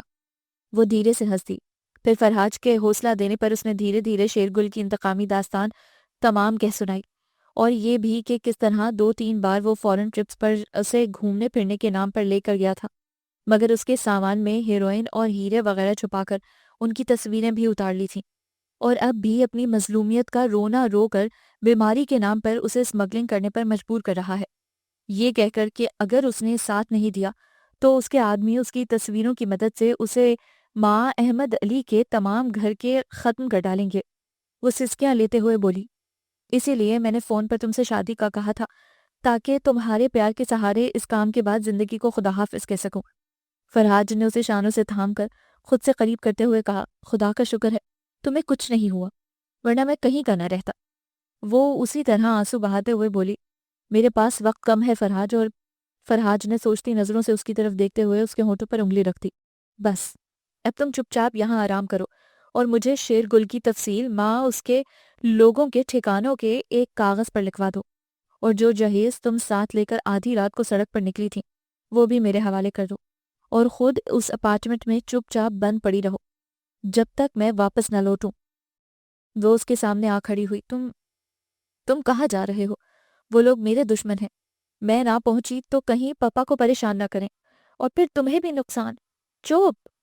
پھر اس نے اس کا منہ بند کر دیا، کہہ جو دیا تم سے، یہ تمہارے سوچنے کی باتیں نہیں، اور ہاں، اگر آئندہ تمہیں میں نے سڑک پر تنہا جاتے دیکھا رات کے وقت تو کار سے سیدھا کچل کر رکھ دوں گا۔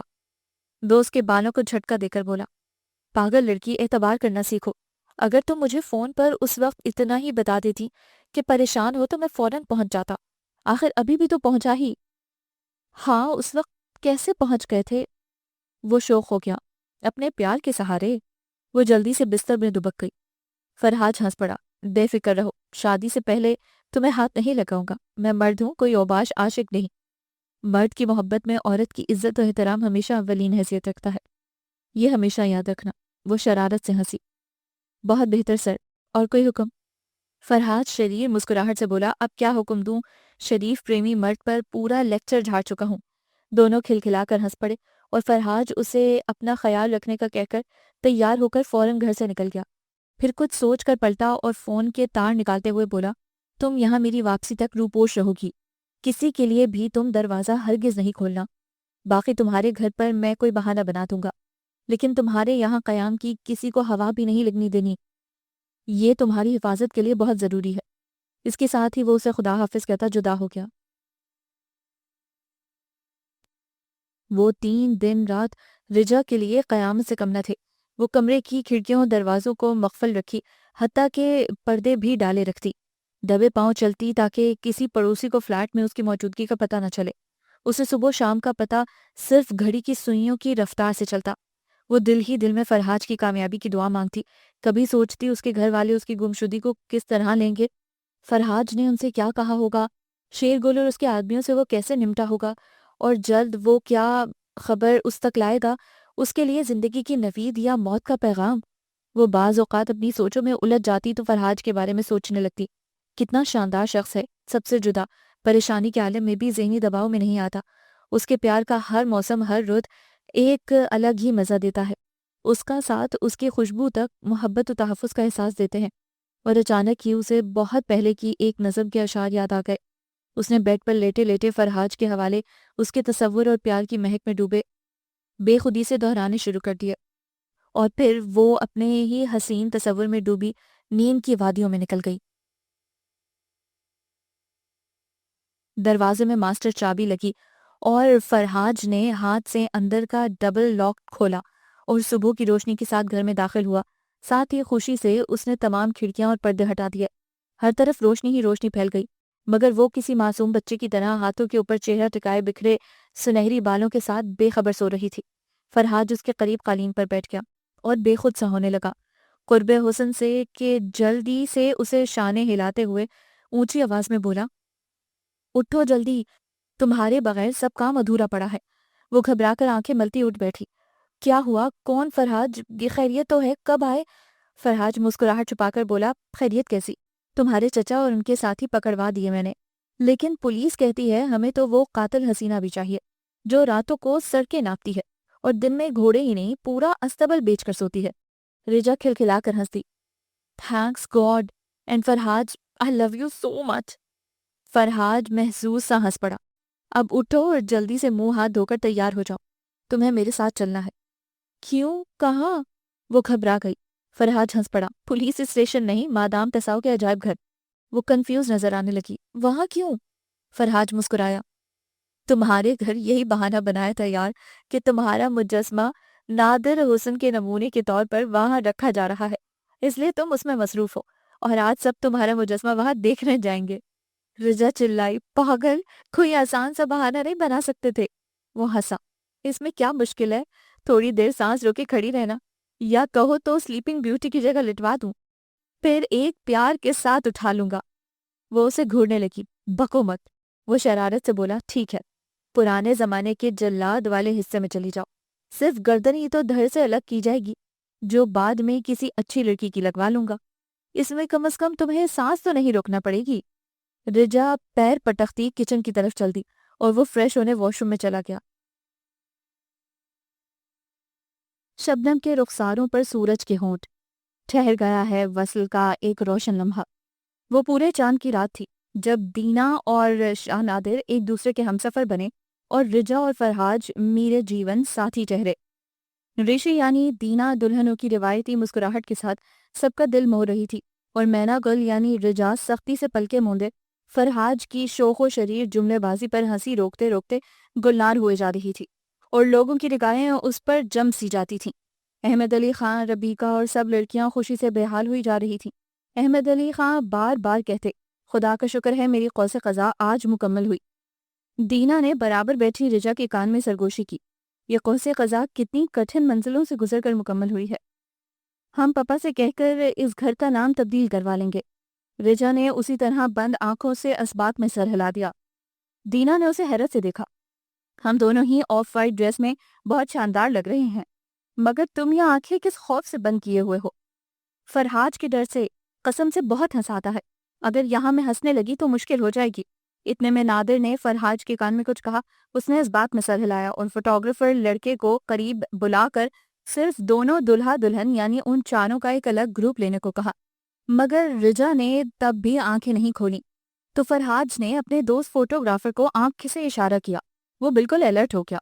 فرحاج، دینا، نادر سب نے رجا سے کہا آنکھیں کھول کر اچھا سپوز دے فوٹو کے لیے، وہ تب بھی نہیں مانی، تو فرحاج نے تیزی سے جھک کر اس کے کان میں کچھ کہا، اس نے گھبرا کر جھٹ آنکھیں بھرپور کھول دیں، سب کے قہقہے بلند ہوئے۔ رجا بری طرح شرما گئی۔ فرحاد شرارت سے ہنسا، یہ انگلینڈ ہے، یہاں دلہا دلہن کو یہ حق پبلک میں حاصل ہے۔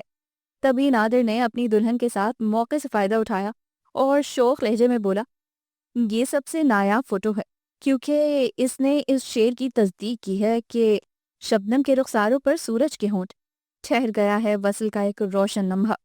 دینا اور رجا پلکیں جھکا کر مسکرا دیں اور نادر اور فرحاد بھرپور خوشی کے ساتھ ہنس پڑے اور فضا ان کی محبت و خوشیوں کی بھرپور قوس قزح کے ساتھ جگمگا اٹھی۔ جی تو جناب، کیسی لگی آپ کو کہانی؟ امید ہے کہ بہت مزہ آیا گا۔ مجھے بھی بہت مزہ آیا، بہت ڈفرینٹ سی کہانی تھی، بالکل ایسے لگ رہا تھا جیسے میں کوئی انگلش مووی دیکھ رہی ہوں مگر تھوڑا سا دیسی ٹچ کے ساتھ۔ اگر اسی رائٹر کی آپ کو مزید اور بھی کہانیاں سننی ہیں تو آپ کو ہمارا چینل سبسکرائب بھی کرنا ہوگا اور ساتھ ہی سرچ آؤٹ بھی کرنا ہوگا تاکہ آپ کو اور بھی کہانیاں مل سکیں۔ چلیں اگلی کہانی تک کے لیے مجھے اجازت دیجیے، اللہ حافظ۔